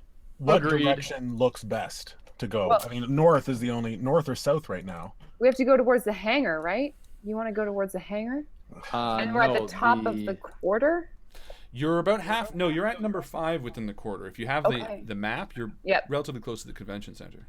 And Joe, and I'm pointing over to the USS Midway. Actually, why don't I pull this up on Screen share. screen share? Ranger. Oh my God, why are you doing that? There we go. Right here. Sorry, I just thought it was funny. Alex. Not you. I was clicking things and they Perfect. weren't working. So you're at 5. So right here we now. are here. Can you see that, Joe? Yes. For all the viewers at home, can you see that? Yes, Alex. We're right I here. can see it too. I can see it too. Not that And anybody then asked. Oh, look, I can we do go- it actually. It makes more sense if I do it. Over here. There, I'm sharing it instead. No. Then we're on Okay. a boat. So Or you- we go to the ferry / tour boats. Okay, turn it off, Alex. I'll keep it on mine. That's easier. So you're at 5 right now. And based on the way that the place is sort of designed, it's in a bit of an alcove, the theater. So you can't quite see the north or south of the street. You can only see your view. And as you're standing there, you notice for the first time that a lot of the bodies on the ground that are completely eviscerated, not the ones standing back up, look not old, but they definitely been there for longer than the time Ron Perlman died. What? So the bodies that have been eaten a lot Yes. look like they've. Yeah, I mean, it's now about 5 o'clock, so you've been in there for maybe about an hour and a half. Okay, when we're talking about these look like old bodies, are they old No, people? we're talking about like A retirement home got attacked first? I don't know. we're talking. I should have made you roll for it, but no, No. So I'll just say it looks like the bodies have been feasted on for like over an hour. They've been dead for over an hour or so. So what this has you're happened saying before is- or during the costume contest. Okay, Fuck. Time has passed. I see. And it has nothing to do with the fact that people that were dressed like zombies are probably now zombies. And Rich Well- Grove apparently lives in San Diego because there's major road construction and barriers along Harbor Street. Oh. Thank you very much, Rich. That is helpful because It is. we should go So- up 4th and then across G Street. I'm assuming Joe is Instagramming this the entire time on the Invictus Instagram. I And- absolutely am. Right? You're posting like where you are, so people are commenting and being like, what the fuck? Should So we this call is kind that, of like Cloverfield now. Exactly. Should we call that the Invictusgram? Invictusgram? It's already Invictogram? exists. Well, Invictogram? No. Not everything has to be not everything has to be something, Alex Graham. What Alright. what do we hear when we Instagram. step outside? What is the soundscape? Okay. You step outside and the sun is now on its way to setting. Blue is streaking across the sky, which once was orange. The zombies are walking through the street, but it's not filled. And you look to the north where the trolley first stopped, and you see wreckage, destruction. The trolley that's tipped over, again, to the left of you. Zombies pulling people out. You see dead bodies littering the street to the north. You see smoke on the horizon. You see buildings on fire and flames as Alex strips out of his costume finally. Well, why do I need this on? Keep the bra. What if you run? You No. want support. No, I'm. You got to keep the Joe camera follows on suit, and Justin it's keeps hot on as his shit in this hedgehog costume. mute. You got to keep your eyes on me as I take this bra off because this is gonna be so hot. Joe I've helps always you with the wanted bra. this. Yeah. Oh, there'll be a Turn around, video. Turn around. That's how it always goes. Oh yeah, baby. Let's get it on. Take that costume competition. And you would have Yeah. won, maybe. Not really. Anyway, so and then you look south, but south where the convention center is, where that large Comic-Con sign was, it no longer says Comic-Con. What? It actually has, in spray paint on top of it, says Alive Inside. And where the front doors were once, you now see large boards in front of it, and only the middle area looks like it's accessible. An hour and they've already boarded up Comic-Con? Yo, wouldn't you do the same? They have Damn a lot- right. Didn't you say there's a lot of tables inside? Yeah. a lot of tables. It's literally Um, nothing but tables. Two things. Alive. First of all, I want to look around me to see what kind of stores are nearby, Okay. or yeah, that kind of thing. And second of all, I want to check on all the social media sites to see what people are saying about Comic-Con right now. This is why her logic is 5. Because those are both smart ideas. Number 1, you check on all the social media sites, and Comic-Con is ablaze. People are tweeting, sending videos, just saying like, there are fucking zombies everywhere. I just watched my friend die, blah, blah, blah, blah, blah. Hashtag crazy. It's trending on Twitter. Unreal. Yeah, it's trending. Hashtag Comazom. And the stores around you, there are many. And what stores do you want? Are there gun stores? I don't know No, how I'm gonna say no America to does gun. guns. I feel like gun's a bit much. Let's say Convenience store? Hardware yes. store. Yeah, I'll say convenience. I'm gonna say no on hardware. It seems out of place for a strip like this. I will say convenience. I will say if you Coffee want- shop. coffee shop, athletic store, Ooh. happy medium. What do you boys think? I think we got to get to the boarded up area. I mean, are there any gunshots? Do we hear gunshots yet? Yeah, echoing kind of throughout the side streets and things like that, just on the horizon. The soundscape is peppered with gunshots and screams and visceral growls from creatures of all shapes and sizes. And as you stay here, you realize that your scent or whatever, je ne sais quoi, is wafting throughout the air. What was the last store you said that was open? Said it. Athletic store, I think. Athletics. Okay, thank you. We've got these stanchions. I feel like these would do some damage, at least as much as a baseball bat. Okay, Yeah. well then let's just get going. Absolutely. And so we continue to jog, and we're jogging everywhere. Are you singing right now, Joe? Yeah. Are you Am I singing okay while we're with- running? Oh my god. She's in the moment.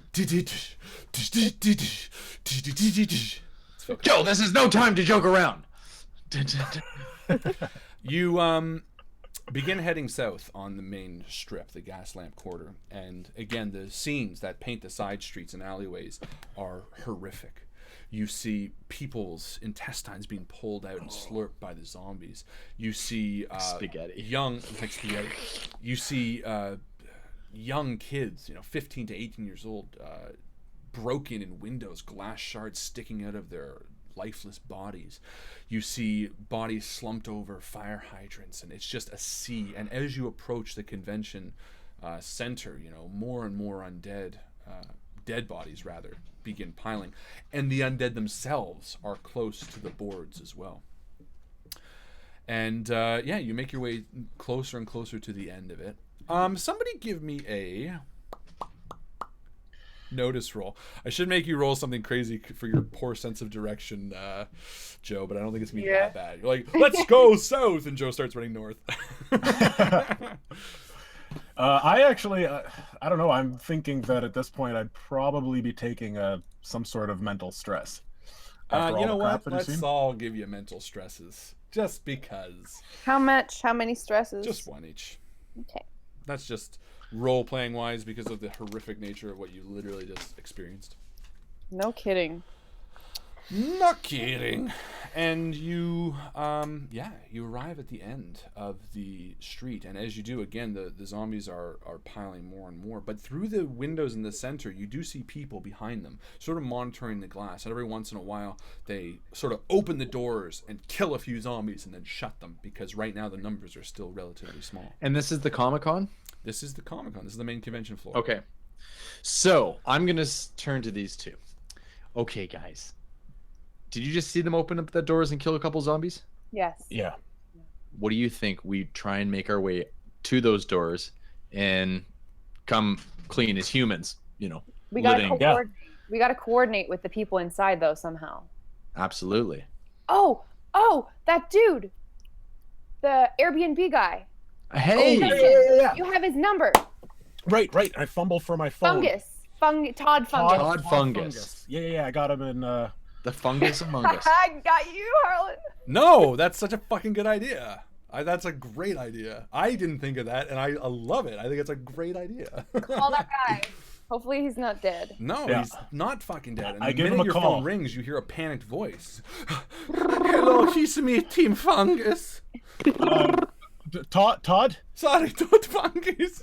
This is Justin. Please help me. I am so rented a place. scared. Please, I'm so Is it scared safe right now. We're right outside the convention. Are you Who's safe? this? Todd. Mama? Todd. Mama? No. It's not your. It's Justin. Oh, It's Justin. The guy, Oh. Yeah, I rented the room from you for $15. Oh, yeah, I think the rate is going to have to go up. Yeah, it doesn't matter. Can you get to the doors? Can you let us in? It looks clear right now. If you let us in, You're then- out on the street? You're so dangerous.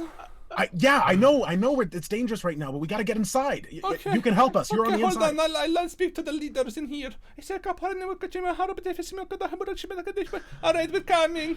And sure enough, you see the doors spring open. You see a short little Albanian maybe guy, like 15 feet back from the door. This guy looks Albanian. He sounded it. I don't know. Oh, exactly. Oh, look at him. And he's waving in, and he's waving you in, and you see people come out and killing the zombies. And Yeah, let's get in there. give me a dexterity roll, everybody, with a negative. So 1 positive, 1 negative die, and I will give a plus to nobody. How do you know? So To who? 2d6. Everybody rolls 2d6. How do you know which one's the positive? We're which going to one's call the negative? one that you roll first the positive die. So Okay. so Alex, that's your positive and your negative. That's a terrible roll. Well, I'll make my purple my negative. You do 5 whatever and you a got to do. That So I is got a a- positive and a negative. That's a bit better. Should have been Swish, shouldn't they? My dexterity's only 3, Harlan. That's a Okay, fail. so that's a fail as well. Joe, I'm gonna do yellow as my positive dice. sounds good. All right. Well, I succeed Succeed. with 1 strain. Okay, perfect. Or Yeah, stress. stress. So take a dexterous stress. Yes. And Joe, like, books it. She is motivated to live, and she heads right in past the double doors. Come on, guys. Alex, come on. we should be more motivated to live. Look at her. She's setting such a good example. I mean, I know. You're inspired. You're like, that's pretty good. But you fail, and you both take a stress, and you both don't make it. And you kind of get halfway there, and zombies start encroaching on you. Oh my god. and I say, "Get inside, Alex!" And I spin around and I just swing. And I say, "Not without you, Justin." I turn around and I start swinging. And you both Let's turn kill around and some start zombies. swinging. Give me a dexterity roll, both of you again. 1 positive, 1 negative, so 2 die each again. All And right, I you turn sons of around guns. to the crowd at Comic-Con who are helping me through the door, and I go, "Why don't any of you Americans have any guns?" Fail again. And they all look at you and they're like, "Ugh." And you both fail, both of them. That's We don't believe bananas. in guns. Oh my And God. you start swinging, and the zombies are actually getting relatively close to you. However, that sounds good. 2-2. However, as luck would fuck it, the two guys that are holding the doors open, killing the zombies, come up and join you. And they're like experts at this, and they each start poking zombies in the head, giving you two a chance to escape. Harlan, what are they dressed up like? Yeah. Can one be? Can No, one? I already be have the- this planned. One is a stormtrooper, and one is a guy from Game of Thrones. That do. They have armor, right? They do. Amazing. But what's more is, as the three of you make inside, you kind of catch your breath. The two guys come in, they shut the doors, and you take a breath. And as you look up, you notice it's eerily silent in here, other than the pressing on the glass and the boarded up doors. And as you turn around, you see the massive floor of Comic-Con is almost divided into 2 sections. Everyone on your left is dressed in Star Wars garb. You see a Mace Windu. You see 6 Mace Windus. You see a Darth Palpatine. You see a ton of fucking stormtroopers. A Yoda, which is a little all the kid. Twi'leks? All Is the that what they're called? Twi'leks. Oh, Yeah, sexy ass Twi'leks. fucking sweet leaks. And then you see on the other side, everyone is like medieval Game of Thrones garb. You see fucking like 1,000 Jon Snows. You see medieval warriors of various kinds, but they're like divided. And you stand there for a moment, and they're silent, and a voice cuts through the stormtroopers, and out walks Nathan Fillion, and he says, "All right, listen, guys. I don't know who you are or who you think you're. Wait, how are you not bitten?" And the stormtroopers behind him start like calling out like, "Oh," and he turns and says, "Okay, all right, listen. Where did you guys come from?" And a voice at the same time cuts through the Game of Thrones. "Hold on a second." And out walks Sir Patrick Stewart, bald as a baby's. These Sir I Patrick don't Stewart, or someone understand. dressed as Patrick No, Stewart? the Sir Patrick Stewart. He says, "Now listen, I'm with the Gandalf people, and I want to understand exactly what's going on here. Me and my friends here will not stand for any of this stormtrooper nonsense." And Nathan Fillion turns back and says, "Listen, you Game of Thrones quacks, Star Wars is where it's at."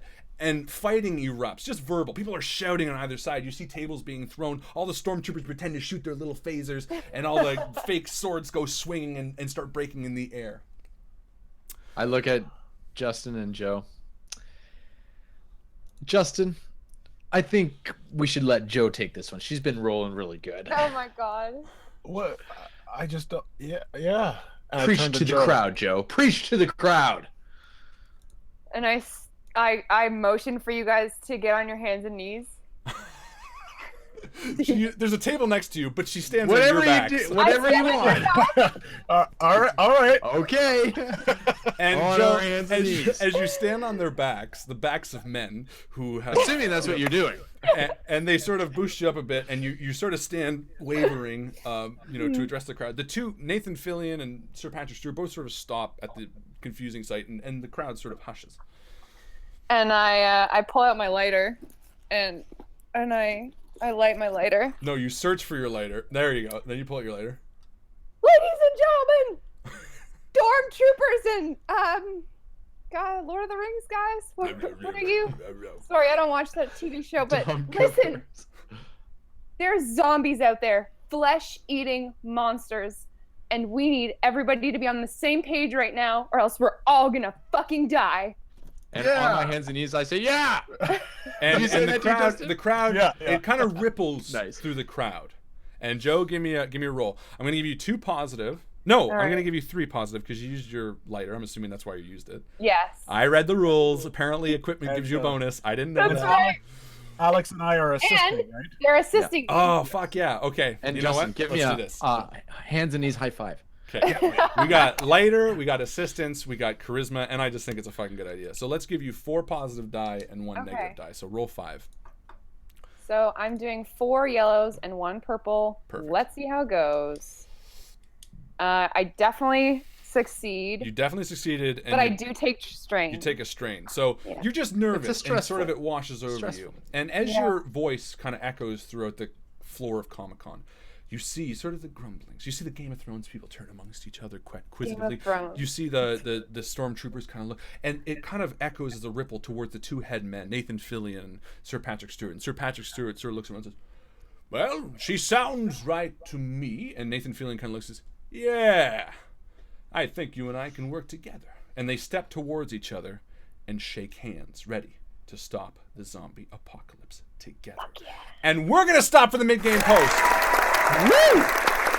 Nicely done, guys. Nicely done. That's right. Boy. This is the point of the game where we stop the action and we jump over to the Facebook group and we ask you a question, whether it's easy, medium, or hard. If it's an easy question, the first 20 people to answer it will roll a 1d20, and if you're one of those 1d20, you'll get XP.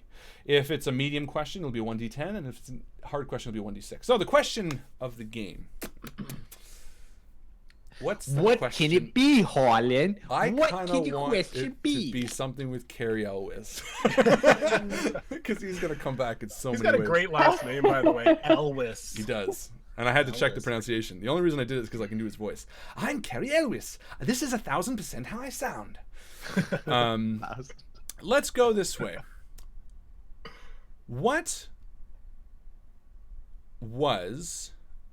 I don't want to list all of them, but let's do it this way. No, let's just do it easy. No. What was the name of the bar that they walked into on the floor of whatever in the cityscape? And I'm going to post that now. What's the question? I'm just going to say what was the name of the bar. I can only remember it by going to what Joe said it should be. I know, and working backwards. Yeah, that's it. And it's only named that because I misspoke and said whatever it was.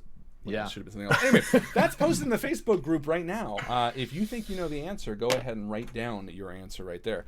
And is everybody having a good time? Yeah. You guys having fun? Yeah, I got a key though. So happy to be here. Good. We're happy to have you, Joe. You enjoying your first game then? Yeah, absolutely. My first ever game of role-playing games. Yeah, no, but with us, it's a totally new experience of nonsensical swearing and lots of bad stuff. No, it's wonderful. Yeah. Good. Well, you're doing a fantastic job. Not that you need to know it. Alex, you're doing okay as well. Oh, thanks, Harlan. You're doing fine. Yeah, and Justin's shit, frankly. He's just and there's been shit. He's the worst, He's the actually. worst. He's the I'm glad that he's gone right now. I'm glad you used him as a stepping stool, to be honest. That's kind of the most useful he's been. And in Discord, we're getting lots of fun. Tim did I saw the Phil vote Collins for the best Phil Collins recipe, and I heard the winner. Hold on, this is great. Okay, so the best Phil Collins was 2 parts heart, juice of just 1 lime, a bottle of tequila, and drink until you don't care anymore. Oh, that's good. I love that. Who did that one? That was... I don't know. Who won that? He posted it, but I don't know who won. Whoever wrote that recipe. John Regan. Oh, Mike Kyle, I think. Yeah, no, Mike Kyle John did. Regan. No. They all did. Mike, John, and Nick. But I think 2 Mikes. But Mike's the one who thought of that recipe specifically. Oh. So well done, Mike. You get 1 XP. That's very good. My favorite Phil Collins line is from 30 Rock when he's like, yo, Jack, you like Phil Collins? And he's like, I got 2 ears and a heart, don't I? Because that's what Phil Collins means to me.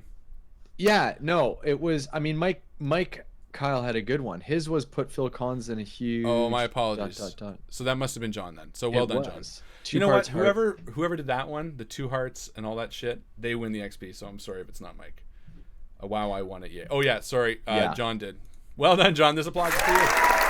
Attaboy. All right. So what was the name of the bar? Sorry, Mike. Good try, though. So we got Sparrow's Nest, Spartan Sparrow, Spur Sparrow, Squirt and Sparrow, the end of the I world. like Spartan Sparrow. It is Spurt and but no one's got it right yet because it was Sparrow with an L. That was the whole point. I fucked it up. I said Spartan Sparrow. That's why I said the guy's last name was Sparrow, because I didn't fucking know it. So let's go this way. Spartan Sparrow. Maybe we should just give it to Spartan Sparrow. It's kind of the closest. No one got Spartan Sparrow. And it's tough to hear L, right? Because it sounds like Sparrow. Well, that's why I said the stupid thing at first. I know. Well, that should include them in to be like, well, then it can't be Sparrow. We'll go Spartan Sparrow, though, because why not? So, Aisha. But it was Sparrow. But it was Sparrow with an L. Spartan Sparrow, we got Mike. Spartan Sparrow, we got Bjorn. Spartan Sparrow, we got Roger. There's so many close. Spartan Sparrow. Oh, my God. This is so I had confusing. Splurton Sparrow. You had Spartan Sparrow? I thought it was Spartan Sparrow. I don't fucking know. I just said whatever. All right, here we go. I didn't plan you guys going to a bar. I just made it up. Okay. Aisha, Rin, Mike, Bjorn, Roger, John. We'll call that the 6, and we'll call it a 6 because it's tough, obviously, because no one technically got it right. So the 1d6 is 6, which means it is John. Well done, Johnny boy. Heyo! Which also means you won the Phil Collins and you won the mid-game post. What? This game is rigged. It's very rigged. John, slip me that 50 after. All right. And Ken's was just interesting. So anyway, there we go. Mid-game post. Well done, everybody. One more round of applause. Now I'm curious what Ken had. And Justin Nolte joined. Oh, someone already approved him. Welcome to the group, Justin Nolte. Welcome to the group, Justin Nolte. Hi, Justin. I love your name, dude. I like your name. Great name. No, I love it. I love it. Spartan the Sparrow. All right. Just read it now. So, that's that. So, without further ado, why don't we get back to the game? Where were we? Oh, that's right. Okay, back to the end of the world. So, Joe, you step down from the two friends and help them up as the crowd is sort of now in agreement to work together. And they sort of look over to you. Well, lady, what's the plan? Plan. I'm just a mouthpiece. What? And Nathan Fillion turns to his crowd of stormtroopers. My stormtroopers! She doesn't even have a plan! And they all start laughing. And Darth Vader goes... And Patrick Stewart walks over to you creepily and he's like, that's okay if you don't have a plan, lady. And he goes to take your hand. Everything. And I give him my hand. Say, do you like this show, Game of Thrones? I hear winter's coming? Probably. I'm not too sure about it. And okay. I say as I stand up. All right, that's enough, Mr. Sir Stewart. Alex, what's your plan? That's what I'm getting at. Okay. We have to build a plan, and I stand up. Nicely done, Joe. Listen up, everybody. Now, Joe, you get down and Justin stand on their backs. And each of you can alternate depending on who's talking. No, I turn to the crowd that's now listening, and I say, there is no better group of people that is equipped to fight zombies, am I right? Yeah! And you hear a few ahs. Excitedly. I said, of all the people in the world, we've got a collection of the most imaginative, creative minds who have seen all the zombie movies in all the history. Am I right? That's right. Now, I may not have the right idea. Joe and Justin may not have the perfect idea either. I might have one idea. But let me finish this, Justin. Oh, okay, sorry. But together we can have a great He's idea. filibustering, goddammit. Unless, of course, Justin has that great idea. Justin, what's your great idea? I don't want everybody to think it's a great idea. I don't want to build it up too much, but I think like if we should maybe figure out all of the doors and exits to this place and make sure they're all secure so that no zombies get in here, maybe as a start, just to start it out. I love it. Who heard that? And Great idea. Roll a charisma, Alex, or Justin, or whoever. Now let's go at Justin. Justin roll? Yeah, give me a positive and a negative. Well, yeah, positive and negative because you're feeling a bit weary. Great Oh, idea. yeah. A bit weary. They cancel each other out. Oh, so you don't take anything, and I guess they kind of listen to you, but you can tell you're losing them. And Alex, Joe, give me a notice roll. So give me a logic roll, and we'll say no punishment, just a straight up roll. There you go. Row. I make it. Perfect. So, Alex, you've addressed the crowd, and Justin, you offer a good idea, and you see a few people sort of turn to you, and yeah, I mean, you can kind of see already as your eyes are darting that they've kind of started that. They've already started. I mean, their windows are all barred by the front, right? So they're on that train of thought. But Joe, you're sort of losing your own interest, and your eyes are drifting. And as you do, you notice a guy climbing a set of stairs, dressed as a Ghostbuster, far off. But he looks very confident. He's sort of muttering to himself, and he walks up a set of stairs to a higher office on the far end of the convention center.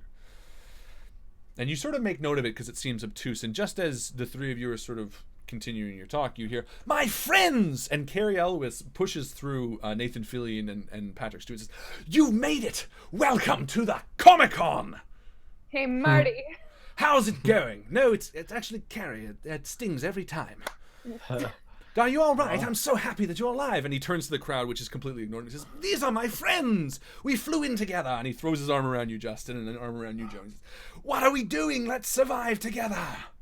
Do you have a gun or anything? "I do." And he pulls a gun from his pocket, and without even waiting, he fires it into the air, and it echoes through the entire convention floor, and it's right next to your ear, and it fucking kills. And he's just God like, damn it, Martin! "No, Cary, it's bloody brilliant." And he puts it back in his shirt and says, "What, are we going to go hunting?" In a way. What? We're going hunting? Not just yet. Yeah. You And- hang out here.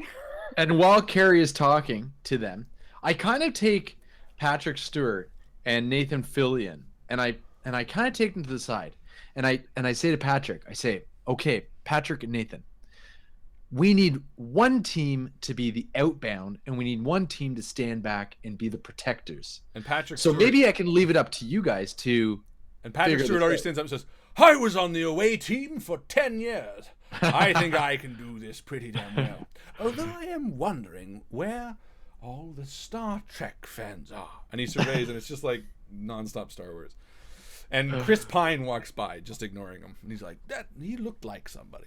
And Nathan Fillion's like, "I'll be the inside team, because frankly, I don't want to go outside." And he just departs the conversation immediately. And you look over, and the Star Wars people have like one of those glowy holographic tables with like a map of the outside, and someone that's standing that looks like Princess Leia that's pointing at the map.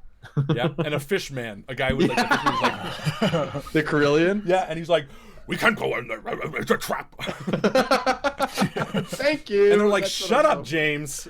It's not a trap. This isn't even this isn't the right fucking schematic." It's not even a hologram. It's just cardboard. Look. So what now? Anyways. I pulled Justin aside and I tell him about the Ghostbuster. Ghostbuster? Yeah, I saw this Egon dude. He's climbing those stairs over there, all by himself. Creepiest thing. You All think, by like, himself. The bathroom's up No there. help for anybody. No. In these like zombie apocalypse movies, they always tell you like don't separate from the party or whatever. Also D&D rules. And that why would you be going off by yourself unless you had like a really, really good reason? Maybe he knows that there's a way out onto the roof. Maybe there's a helipad. Maybe he just wants to call his family. Maybe, but why would you go all the way up there? Yeah. And I hear this, and I lean in and I say, "I love it. We should follow him." Yeah.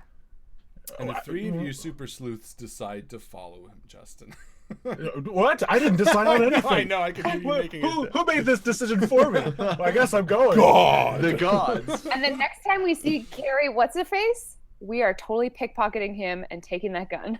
Nice. Yes. He might just give it to us, though. I mean, he's Hey. keen on making friends. Does anyone know anything about this man? He's our best friend now. Sure. Does he like gambling? Does Hey, he Cary. have any addictions? Come with us. And he turns to you and Probably. says, yes, My guess yes. is yes, Joe. And he walks in and says, what are we doing? Oh, Well- we're gonna go on a hunt. A treasure hunt. Ah, brilliant. I love treasure hunting. I did it in a Morgan Freeman film, I think.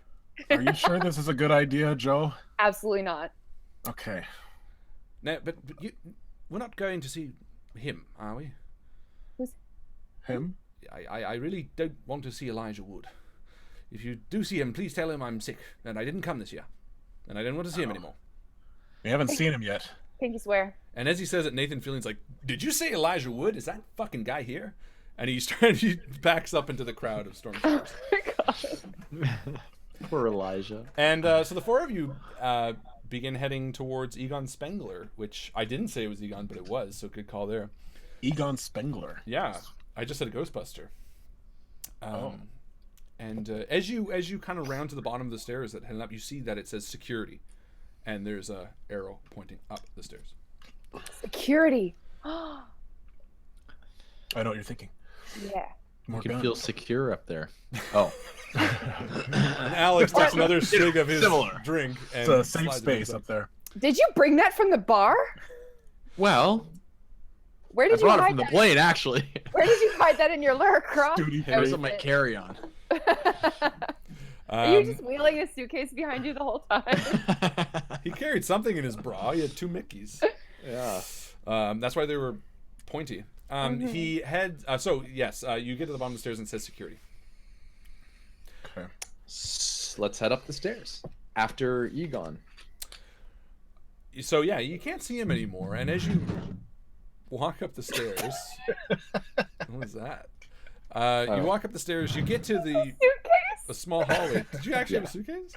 No, it was the bottle on the floor. Oh, Sorry. the empty bottle. It's a bottle. heavy bottle, it is. Yeah. You get up to the top and you see a short hallway. At the end of it, it says security, and it's slightly ajar, and you hear like a voice from inside, Hey, listen. and it sounds like sort of a recording, like audio, and you can't make it out. It just sounds like, and then every once in a while you hear. Oh, someone's watching. I try to creak the door open Okay, give me slowly and a quietly. give me a bad call roll. A bad call roll? Yeah, because that's a bad. No, I'm just joking. Give me a lot. I don't know what would that be. Dexterity, I guess. Yeah, I guess so. Yeah. Is there a light Any on negatives? inside? There is no light on inside. There is a dim light coming, but no negatives. I'm not gonna The give you dim light stress for opening the coming. fucking door. All right, so I succeed if Perfect. it's equal. Yeah, you're on your match. So yeah, you do. You end up creeping to the end of the hallway, and there's enough bustle from the stormtroopers and the Game of Thrones people below, and you do open the door, and you see the Ghostbuster sitting at a bank of security tapes, and he's kind of rewinding them and playing them forward. And nothing that he's playing seems consequential to you. And without And- turning, he says, "Are you going to help me, or are you going to stand there?" Taken aback, I gesture for the others to come over, and I say, "What are you doing?" And he turns around and he sees you and he says, "I don't know. Are you like them down there, or are you trying to help solve this thing?" I'm trying to help solve this thing. I can't believe what's going on down there. People are ridiculous. People are dying, and you've got them shouting over whether Star Wars is better than Game of Thrones. It's Classic nerd culture. good.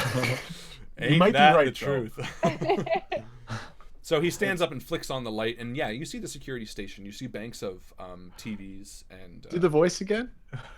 my voice. Yeah. I don't remember what I did. Something like this, I think. Oh, you did. I thought you were doing a particular person. Am was I? gonna Let me do it guess. again. Who was it? Because I can try. So to he emulate. stands up. There's tapes everywhere.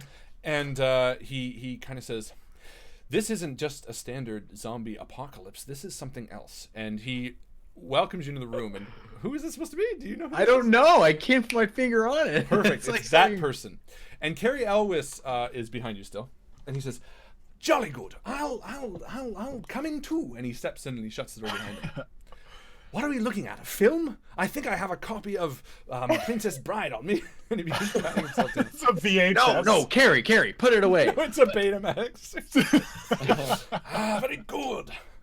And What do you mean? This is not like things like not like a standard zombie invasion. he looks at Cary Elwes. He's, can he leave? I don't think he's going to be any help here. I make a side like so that Cary can't see me mouth the words. He's the only one with a gun. And he kind of looks him up and down and says, all right. And he turns to the monitors again and he says, I was here when it all started. This isn't a normal virus. And he puts his finger on the wheel. What? You're the what's his name from Community? The brown skinny guy? Abed? No. That was Abed? not my attempt. But No? No, we'll go that route anyway. But it's not him. But he acts like him. Maybe I was thinking in my head. And he kind of rewinds something and he says, look. And he points to the middle camera. And what you see is the convention floor. And you see a series of booths. And he kind of flicks through a few. And it rewinds to about 3 o'clock, 2:30 on the time. Right. And he presses play. And you see the D&D table. It says D&D 5e right behind the kind of booth. D&D And you see a man with a beard and sort of long hair stand up. He kind of nods to the others. The audio is kind of muted at this point. He's like, oh, I'm going to go have a smoke. And he walks out from behind the table, past the long line of people. And moving from camera to camera, the young Ghostbuster guy kind of continues showing you this guy walk out back. And as you're watching this person from the D&D table walk, he turns to you and says, my name is Kevin, by the way. Hi, Kevin. Yeah, Justin. I'm Alex. Joe. Justin, Joe, Alex. This is Jeremy. He Yeah. wrote the latest edition of D&D. And We heard someone talking about it, Jeremy. They said it was his fault or something. watch Jeremy Crawford. And he follows him, and you see him walk out back. And it cuts to the camera out back, which is shining on the back door. And he sits there and he smokes, and he's standing next to a dumpster. And in a flash, you see a green light, and something hits the dumpster. And even though the audio is muffled, you hear a ding. And Jeremy sort of looks confused and walks to the dumpster and leans over. And what you see over the next minute chills you to your bone. You see Jeremy flick his cigarette, lean over, as a bright flash of electrical lightning shines out of the dumpster onto his face. He turns away from the dumpster and begins vomiting blood. It pours out onto the pavement. It continues, more than you know is humanly possible, until it almost completely drains. And as he stands there vomiting, still alive, it begins coming out as thick black sludge. And before it touches the ground, it slips back up into him. And panicked, he turns and runs back into the convention. Kevin turns to you and says, but watch, there's more. He shows you on the camera. Jeremy runs back in. Panicked, he runs to the table. He turns to his friend, grabbing him on the shoulder, and coughs as the friend reels back. He turns to other people in the crowd, and again, the black blood. He's coughing accidentally, but almost scared and panicked. He covers his own mouth. As you see the people, flashes of bright green lightning themselves, they bend over and come back up as zombies, biting the person behind them. His friend at the table also stands up and begins shambling out towards the audience, biting people on each camera. You see the virus spread. Jeremy turns and runs off camera. And the camera didn't follow where he went, but I think he went to the basement. This is impossible. I know it's impossible, but I saw it. I had to review it on the tape because I thought, well, I met somebody and they gave me something and I thought it might have been laced with something, but I think this is real. Oh, was it? Who was it? Who did you meet? It's that actor from The Lord of the Rings. Elijah Wood? That's him.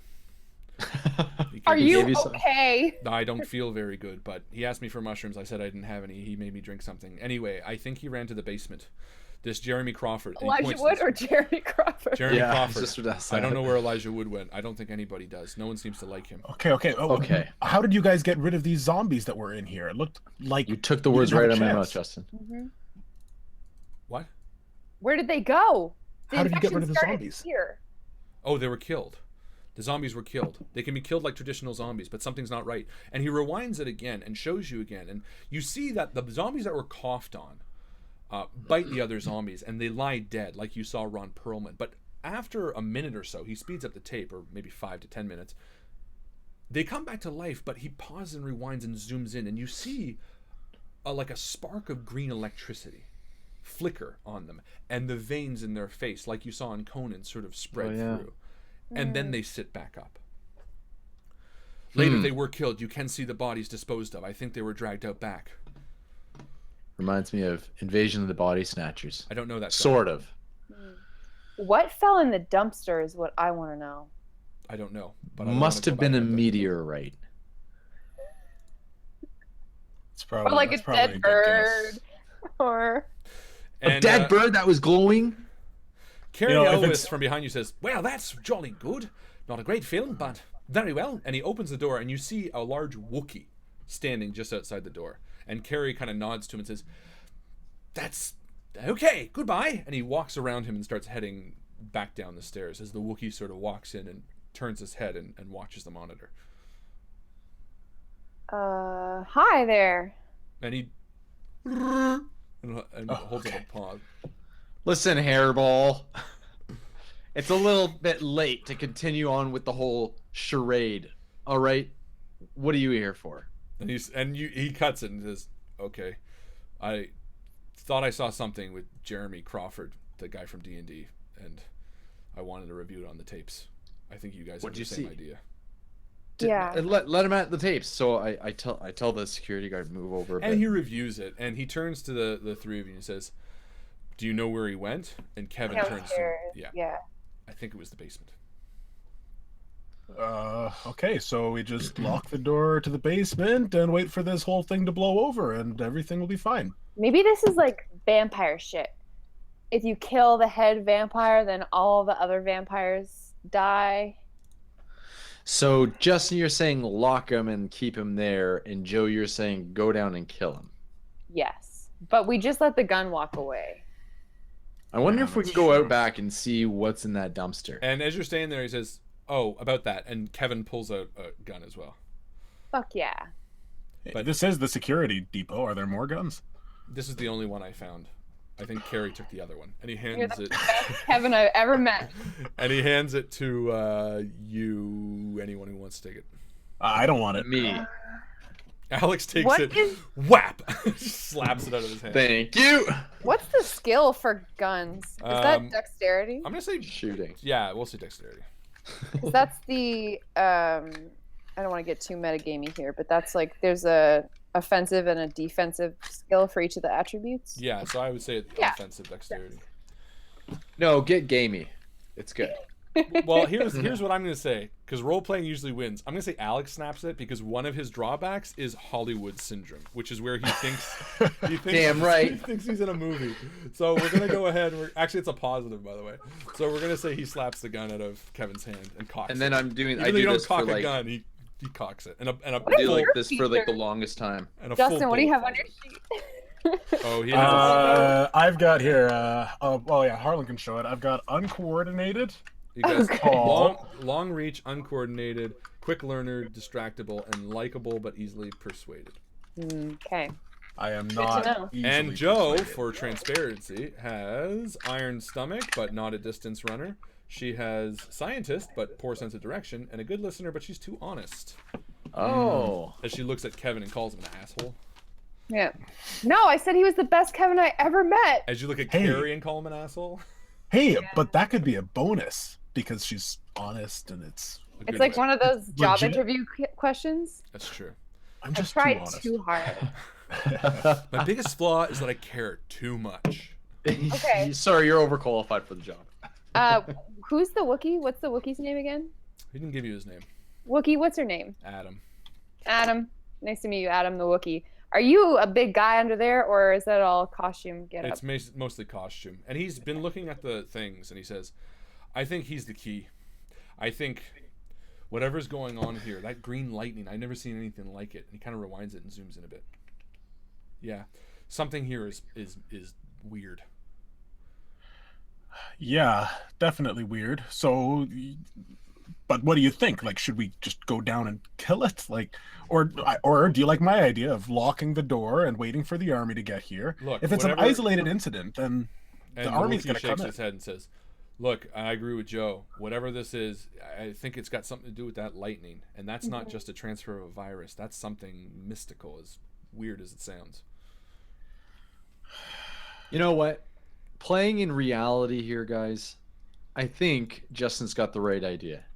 I mean, in real life, do our cell phones work? Like, why wouldn't we just call the police and be like, yo, Why didn't some you call the shit's going police? down? I'm not asking, or I'm not questioning. So I say first and foremost, we go make sure that basement door is locked. Number one, because if we do end up going down there, at least we know it's locked now and he can't come out. Secondly, let's try the police. In fact, I'll do that while we're on our way down. Yeah, I was gonna say we can reverse that order pretty okay. Yeah. So I call the police. I call the police. So you call the police. And sure enough, The number you're trying to dial is no, not he's in got a service. Canadian cell phone. You never got the package, you jerk. God damn it! I don't have data No. either. And I look in the security office. Is there a phone there? The There's only a person that telephone oh in yeah, there you go. So you pick it up and it goes there. doo doo doo. They didn't get the package either. No, guys, there's no service. That's what it means. Shit. Now we go to plan 2. No, I'm kidding. You do pick it up and you connect directly to the police department, and Oh, for finally. expediency's sake, you explain the situation. And let's say they buy it, and they said they'll send a squad car. You're gonna send a squad car? I'm telling you right now, there is an alien invasion, and it's like And Kevin says, "Should you be doing zombies. that with the gun?" it's not a gun. I'm playing here. God. Playing. All right. There. I don't even need anything. There. No, Haha. actually, they say they're already on it because they would have been all clued into the social media and stuff Yeah, I like was that. gonna Yeah. say. Yeah. So they've quarantined, and they say we've quarantined off the area. Please stay alive. We're Stay gonna- alive. Aren't you sending in the National Guard? I can't quite answer that right now, sir. Please, we're doing all we can. Just Are you stay fucking safe, kidding me? Stay indoors. Lock all the doors. Make sure that you tell your loved ones that you care for them. Dude, we're locked in a fucking convention center. And the phone clicks disconnect. So I hear that. I kind of hear the small voice and the last part about calling the people that you love. And I shake my head and I say, it's hopeless. And I go into my phone and I dial and I hold the phone up to my ear. Harlan? And I say, yeah, hey, what's up, man? I'm seeing all this stuff blow up. I don't know what's gonna happen, man, but me, Joe, and Alex are we might try some stupid shit. Joe, We Alex, might- and I, but we okay, might not- continue. I was just going to say that. This isn't a time for grammar correction, Harlan. Correct grammar, but continue. Fuck. Why did I fucking call you? Is he being shitty? He's being shitty, Joe. No, but before you hang up, I say, Justin, I love you so much. You take care of yourself. You stay alive, my friend. You do whatever's necessary, okay? Okay. I love you. And you then- know, Alex is cool too. And I say, pass me the phone. Pass me the phone. Alex wants to talk to you. Alex, Harlan. do you have my Robin Hood DVD? Yes. I And cannot for the this is life just of like me Dad find always it. says. Now we're not both going to die at the same time. Oh, perfect. Dad always said that. That's fantastic. You know? So, like, you're at home. At least only one of us dies. Cool. Just cool. wanna But- let you know But that. seriously, Robin Hood DVD? Yes. Where is it? At home. And bring back my copy of Total Recall. Right. I'll clear your browser history. Love you. Okay, thank you. Bye. Love you too. And I text Joe. Cheers. Yeah. We're good. Take it easy. All right. So the Wookiee stands up and begins walking out, and he says, I don't know about you guys, but I'm checking out that basement. If he's the key to this, whether we stop him or lock him in there, he's the way. Totally. I have to the what was it called again? Stanchion. Stanchion. Oh, the stanchion. Stanchion over my shoulders like a baseball bat. Let's Oh, go. yeah. Nice. And you Looking and the Wookiee cool head in out. your hedgehog costume. That's right. And you guys head down the stairs, and as you get to the bottom, you see that the floor is now kind of just fighting with each other again. They're more play acting than anything else. You see, Oh, they're LARPing. Yeah, Patrick Stewart is hanging from a chandelier with his top off, with whiskey over his body.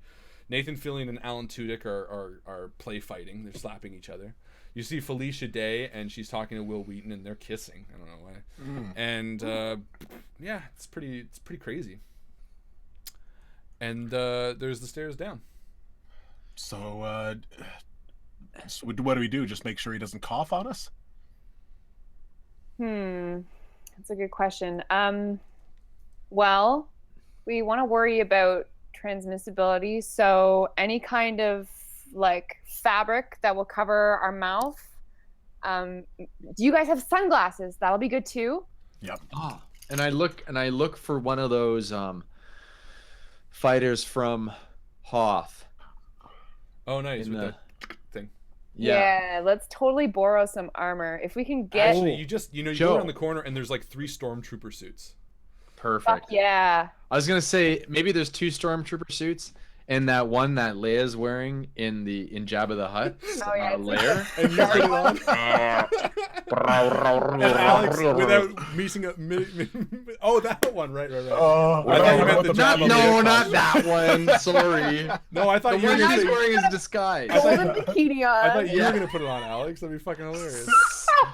He's got- Somebody loves you very much. Yeah, that's it. Your eyes haven't seen light. Yes. and my wear that one. stormtrooper armor is way too small for me. Yeah. And the line is, Aren't you a little short for a stormtrooper? Yeah. It says the Wookiee. Well, aren't you a little tall then? For Yeah, Justin? aren't you It's a gotta little be tall that for a way. stormtrooper? Mhm. Anyway, so you guys are now decked out in relatively protective gear, and you start heading down the stairs. And as you reach the bottom, an eerie sense of familiarity washes over you, Joe. What's the sense of familiarity? I don't know, but it's Very eerie. at first you feel comfortable as you walk downstairs, and through the eye holes of the stormtrooper mask, you actually feel like you can see the walls changing their structure, almost not moving, but a smooth white wall turns into rough stone, and as you continue moving down, you see vines creeping up. What? This is And- the weirdest basement. From behind, you hear the Wookiee Adam say, "What the hell is going on?" And before you is the single door to the basement, and as you throw it open, before you is a tomb. The wall sconces, dimly lit, reflect off the ceiling. You see a dirt floor, vines creeping up. You see hieroglyphics on one side. And you feel like you're in a different world. You look back and you can still see the stairs leading up to the convention floor. And as Adam kind of says, Jesus, he takes off his mask, and you realize it's Adam Savage from the Mythbusters. And he puts down the mask and he says, "Guys, I think I recognize this place." And he walks forward a little bit and rubs his hand on the wall. He says, "This is from D&D. This is the Tomb of Horrors." Oh my god. What's the Tomb of Horrors? I've never played that one. It's Like a super classic D&D dungeon. yeah. Is it from first edition? Yeah, and he bends down and he pulls out from his pocket a polyhedral die, and he tosses it forward to a small stone that's sitting up out of the ground a little bit. And with that, it lands on it, and sure enough, it triggers the trap, and shoo, large spikes come out and retract. And he looks towards the shit. three of you. What the fuck is going on? Well, I know that they're revamping Tomb of Horrors for this season of D&D 5th edition. Tales from the Yawning Crypt or something? Maybe this is like some kind of, I don't know, very dangerous ad campaign? No, no. Possible that And- they did this? Give me a Or- logic roll, Joe. All right. Or is this something to do with the aliens? I failed. You failed. Okay, so no, you failed? Alex Whoa. slaps you across the face. Jesus Christ! and you and Adam Savage strips out from his costume completely. Did you see what he did to me, Adam? He says, "Well, you kind of deserved it," and he kind of Hey, equality of men and women, right?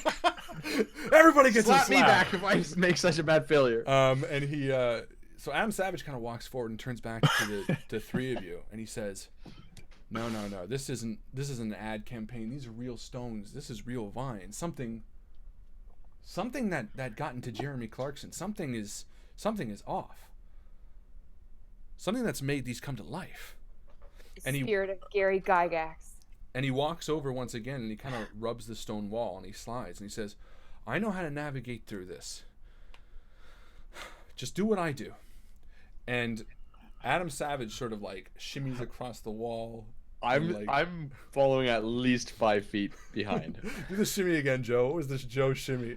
Does anyone have a 10-foot pole? I gotta ask. No. God damn it. Maybe Adam Savage could build one. Michael's here. Why do you need a 10-foot? Hey, Hey, Michael. It's classic D&D, like, because you can trigger like pressure plates from far enough away that you're not gonna get hit with darts and shit. we've got the spansions. If we found some duct tape, we could, or some vines, we could tie them together. Great idea. Michael wants to join in the Tomb of Horrors. I should throw him in the game right now and help him Yes. Oh, Yeah. he's just at Comic-Con. He Michael could be said there. he might come to San Diego. he just shows up and saves the day. He didn't tell us he was coming because he didn't want to hang out with us.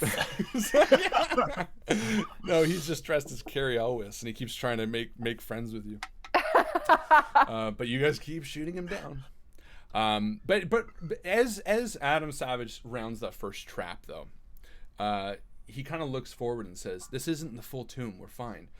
But something here is leeching. Something here is controlling the way this works." And you pass through that first trap, and you turn the corner, and you see a sort of like a closet door, but it's made out of stone.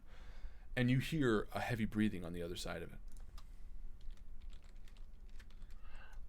Like good heavy breathing? Oh, come on. Yeah, people are fucking on the other side of it. Like, is it like someone's dead heavy breathing? I don't know. Why don't you ask? No one breathes when they're dead. Good point. Dying heavy breathing, I should say. Wow, Alex. Wow. All right. So you hear heavy breathing. No one breathes when they're dead. On the other side of what? This door? Yeah. A stone-looking door. closet door. Is there a handle? Yeah. Can I roll detect traps? Sure. Let's roll detect trap. Give me 1d20. For real? Yeah, I'm just gonna add your logic. A D20? Yeah, we're doing this now. Are we playing Dungeons and Dragons? I Yes. don't fucking know. You're doing your thing, man. I got a 12. Plus my Perfect. logic is 17. So 17. Very good. So yeah, you can tell right away that there is a trap attached to the door. And rather than go through the strenuous process, you quickly disarm it, actually. And you step back as a set of blades come up. I take a bobby pin out of my hair and I... Yeah, badass. insert it. Wait, do you have a bobby pin in your hair? No, my hair's really short. Well, then there you go. You can use anything on your sheet. I have a keychain. Perfect. Use a keychain. Yeah. And you disarm it, and you can hear on the other side of the door, "Hello, somebody there?" Jeremy, is that you? Yeah. Oh. What's going on, buddy? How are you feeling?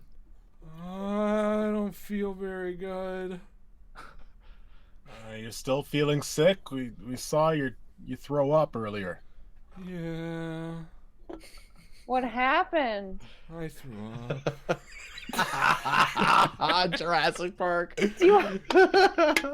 And as you hear that, the door opens, and I step back. And sitting Yeah, me back too. down is Jeremy, and he's like drenched in black blood, and the smell is just vile. And his long hair and beard are just caked with black blood. His eyes are bright red, and he just looks at you guys with this sad look. He says, "Guys, I think I fucked up. How are you still alive, buddy?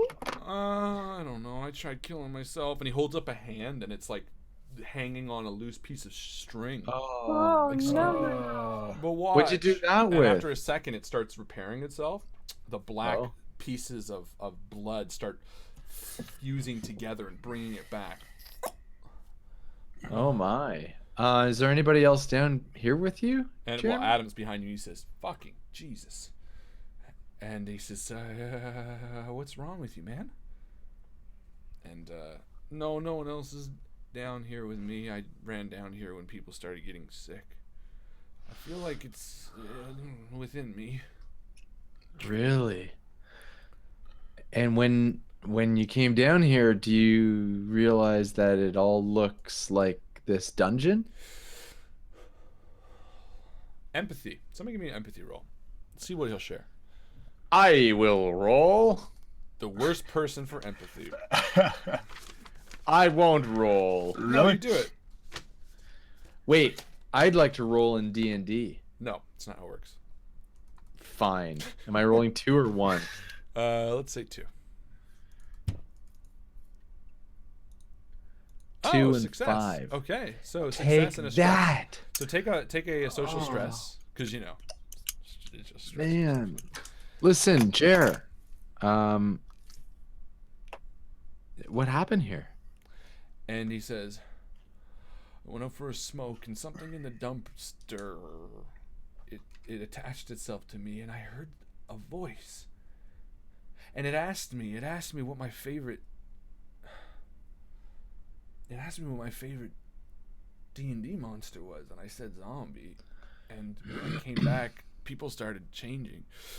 Why is that your favorite monster? Because they're different in D&D. Just be thankful he didn't say Demigorgon or whatever it is. Yeah. Oh, I do like the Demigorgon. And you hear a screech from behind you. Oh, God damn it. Just be thankful he didn't say teddy bear. And Adam Savage spins around, and behind you is a creature of untold horrors. Standing in the sort of passageway behind you is a creature that looks like a massive ape, but it's standing on talon-like feet. Its arms are tentacles. Its tail is thick and scaly. It spans the entire height of the tomb, and it bellows as thin lines of spit fleck off it towards you. Run. Fuck! I book it. I fucking book it. It's a demon. We're gonna go in initiative. Run. So everybody roll 1d6. Dun, dun, dun. Guys, Oh, we're gonna die. Michael just texted this to my cell phone. Oh, yes. It is the Which dungeon. All right, Should help us out. you guys rolling? I got a 6. Joe, you're last. I haven't rolled. There we go. Oh, I need got to a stop 4. screen sharing. Avenge me. 4. Alex. What are we rolling? 6s or 20s? 6s. 1. Alex, you go first. Nice. Okay. So, what did you guys roll? 4 and 6 and 4. 4, 6, and 4. I turn to Jeremy, and I say to Jeremy, "Jeremy, are you with me, buddy?" And I, wearing my stormtrooper helmet, I get down on my hands and knees in front of him, and I kind of shake his shoulders a bit. "Jeremy, you got to listen to me." Yeah. And he opens his eyes again, blood red. What? And I'm just gonna say it. Think of something else, something less harmful, something like a gargoyle. Okay. What? Gargoyles are harmful. No, what? no, Less than a no, Demigorgon. no. And before Joe and Justin, you see the creature transform into a 4-armed gargoyle. Bigger And then I turn back to meaner. Joe. Bad idea. Think of a bandit. Think of about a bandit. A bandit. I pull out my book. And I just keep repeating, bandit, bandit, bandit. And your turn's over. Joe, it's your turn. Uh, Or sorry, Justin, it's your turn. Yeah. Do you have your book there, Joe? Yeah, it's in my equipment. Amazing. Okay, so I see her pull it out, and I say, can you make his hit points go to 0? Just Just pretend he's a gargoyle that has 0 hit points. You're saying this to Jeremy? Yeah, I say as I back up. With, I don't remember how many hit points. I don't remember how many hit points Demigod has. He just needs 0. Just. I have to know the numbers. I don't know the exact numbers of the I don't know. Oh. Okay, hold on. In the back of the player's handbook, there's a tiny bestiary with creature statistics. How about a frog? And Jeremy says, "What? I don't even remember what they look like." It's very small. Show him in the book. Is there a picture? No, but there's a stat block. So Here, Jeremy, he kind of leans forward and he looks at the stats. He's like, "Oh, I remember those." And all of a sudden, you hear a rumbling in the tomb, and you hear, and you look out, and the Demigorgon is now a tiny little frog. It's got 1 hit point. And Adam Savage walks up and stomps it. And he turns back and he's like, "Jesus fuck." He says, "Listen, this guy needs something. He was vomiting up blood. Look, there's a blood bank next door. What if we give him some sort of blood transfusion? Would that work?" Absolutely not. God, I don't know anything. No. I know a lot of blood transfusions. I don't know anything about blood transfusions. How do they work? Well, how long Did you see his hand, Adam? He says, "Well, what if we just..." And he turns to the others and says, "What if we just kill him?" No, that won't work. He tried to do that already. Wait, Jeremy, how did you try to kill yourself? I cut myself in my hand and it hurt, and I tried stabbing myself in the chest, and he stops. What? What do you We mean? just want to know what happened to you. Hold Oh on, what no, do you he's mean? talking to somebody else. Huh? And he stands I up. And he take begins my walking towards stanchion. you. I take my stanchion and just Knock his block off. Yeah, literally, I take a swing at his face. Okay. Give me a dexterity roll. Alrighty, I don't know what my dexterity is, so you're gonna tell me. Can I roll D&D now? No. Never works for me. Well, there's just no traps. Two. Epic fail. Success. So you success. swipe at his head, and it takes out a clear chunk of it. Funk! And almost in an instant, it gets shredded back together with the black kind of lines. But he stands up, and he begins erupting. And this black blood begins coming out of his pores and pouring down his chest. And pooling on the floor. And as it does, a massive shockwave erupts, throwing each of you back into the closet. But as you hit the back wall, the room gets massively bigger. It just blows up to the size of a large fucking auditorium. Going back to auditorium, different one though. And you each are thrown up into a high, kind of a soft pillow, but against this large wall is this black blood sort of pools and grows into this creature in the center of it, and each of you kind of falls down, and as you fall to the floor, you realize you're at the floor of the Comic-Con above, but all the tables are cleared, bodies line the walls, dead Nathan Fillion is stuck with a fucking knife through his gut, the doors have been blown open, zombies have come in and ruined everything while you guys are in the basement. Everyone is dead, but the three of you now are sitting in pools of blood with this black thing growing in the center, and it stops. And a large mouth opens up on it and says, "I have come from across the galaxy to find the one they called Cary. Cary Gygax. 45 years ago, Joe. he summoned me and created something truly powerful. The Dungeon Master's Guide. And I wish to seek him out. I wish to seek the ultimate Dungeon Master. This one..." He kind of floats up and points down to the now eviscerated, dead, drained body of Jeremy. Oh. "This one held the title but was unworthy. Which of you three call yourself a dungeon master? And I just look at Joe. Same. In response, I hold up my keychain. It's got a D20 on it. Ah, yes, the dice of fate. And Joe, he kind of, the black blood swings behind you and pulls you up, so you're about 15 feet away from him, and drops you back onto the floor. And the mouth turns into a body of a short, pudgy man. The black turns into his skin, glasses of the liquid, and he stands there and says, "All right. Well, what alignment must a paladin be?" Lawful good. And the building shakes.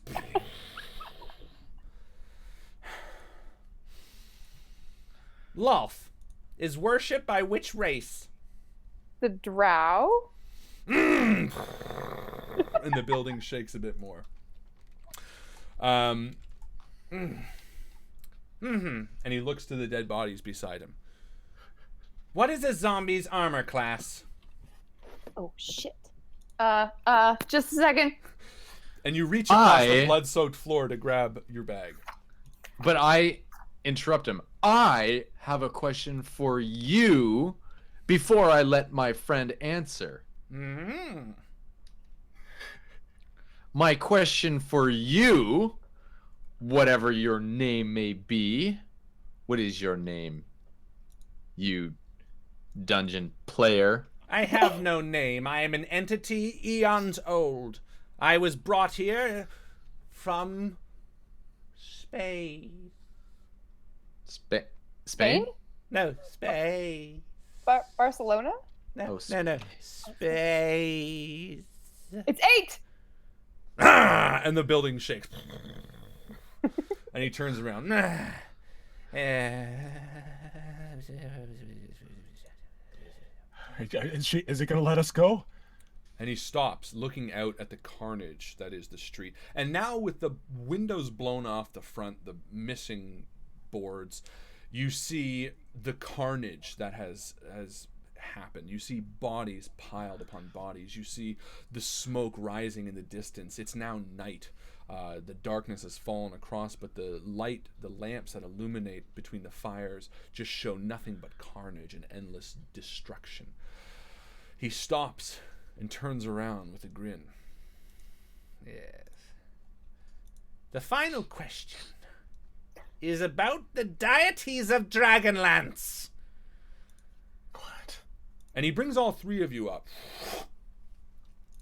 Ha ha ha! Deities are my least specialty. I take So over. you might be lucky. Oh, entity one. Name the lawful good god who is represented by the silver triangle. And I hold out my arm and I say, Paladin! I banish you! And the building shakes with a quake. Whoa. And the blood kind of sloops down to the floor and then comes back up into a massive circle again, the mouth. No! How could it be that a mortal can beat me at Dungeons and Dragons trivia? But very well. You have proved your worth. And with that, the black blood shoots into a line and envelops Joe as it shoots down her throat and into her body, bringing her up high above the masses. And Joe, you are consumed by a voice, an evil within you that speaks something true. And as you land back on your feet, you feel this power to destroy.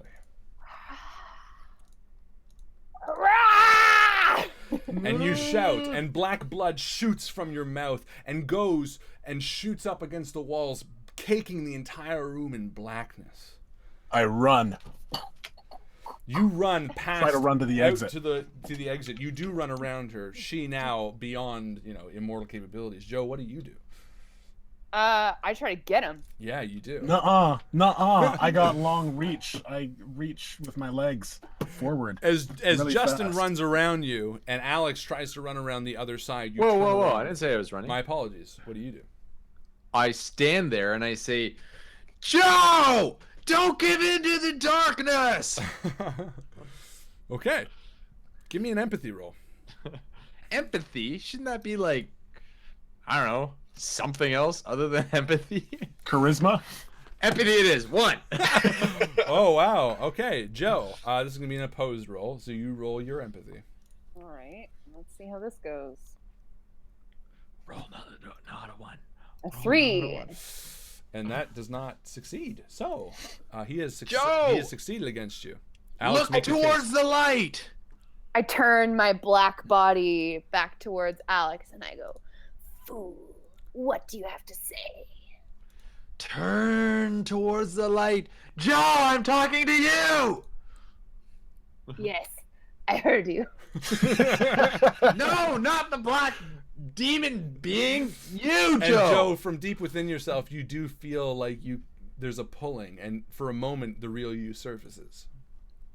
Just my head out of this terrible head, like a little Joe head on top of like this demon creature body. Like, I love it.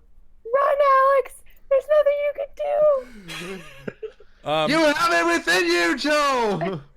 The being within you is consuming you, but you feel like you can fight it. So, Joe, why don't you give me a roll for your logic? Okay. And we will call it a difficult roll. We will say that's a success. So let's do a negative as well. Okay. I'm thinking 2 positive and a negative. Should I just reset? Sure. Let's do this. Reset. Success, Yes. failure, and stress. Okay. So you take 1 stress. Yep. You succeed, however, at least once. So you beat back the darkness. How does it happen?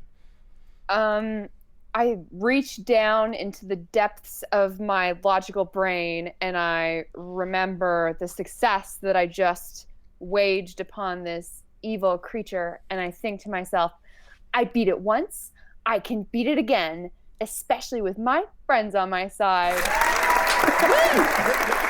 Totally pumped. And while I still have some vestiges of my own brain clinging to my sanity, I tell them, like, we gotta kill this thing while it's weak. And Fire something. as you say that, the creature, overwhelmed by your logic and your heart, splits off of you and screams as it splats against the wall and slaps together behind you, again in the form of that nerdy guy. And he turns to the 3 of you as you each turn around. Joe, now your full self again, and he forms himself and says, No, you cannot stop me. You must understand that I... and a blade draws from within him and slides upwards. And as the black blood splits, fucking Elijah Wood stands behind him and says, Not on my watch, bitch. and what you see over the next 2 minutes is the most visceral, sexually explicit, violent act of carnage you have ever witnessed. The blood crawls away from Elijah Wood and he pulls it back. He has blenders and fire and he ends up drinking it and pissing it out. And at one point you turn away, but over the next several minutes, the creature is turned to a form of nothing. And as the crusting ash of what this thing once was stands and falls to nothing before Elijah Wood, he swallows and looks up at the 3 of you. Hi, guys. How are you doing? How did you do that? I've been to the Mountain of Doom and back, bitches. Comic-Con! And we're gonna end it there! All right. Elijah Wood for the win! Oh, all right. Oh, man. That was I the knew end he of- was gonna come and save us. That wasn't the intention, but I like it nonetheless. Ladies and gentlemen, that was the end of the world. The one true master. First off, fantastic job to the community who hung out and had so many hilarious fucking posts the entire time. Thank you. Secondly, a huge, awesome, and a official welcome to Joe, the incomparable. Yeah! Absolutely brilliant. Thank you. Yes, and very fun. And again, you other guys, Alex and Justin, fantastic. Thank you. And Harlan, to you too, Harlan. excellent job. Thanks. As always. Appreciate that. Thank you so much for everybody who hung out with us tonight. This was a good, relaxing one to do. A lot totally went off, and I like it that way. That's how these games run the best, as weird as it sounds. But we're not done yet, because there's, of course, the endgame XP.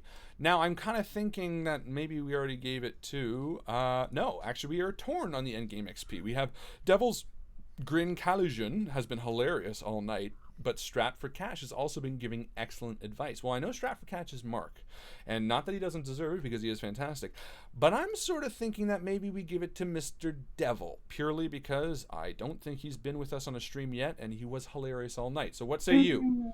Absolutely. Yes. Yeah. Agreed. Good enough for me. Devil's Grin Calusion. I believe that is Kellen, if I remember correctly. So well done, You Kellen. do. Yes. Thank you, Kellen. That's what I do. I try to remember. So well done. Well done, John, for winning just the Phil Collins drink, whatever that was. The mid-game post, and as well to Kellen for being hilarious all night. Thank you guys so much for hanging out with us.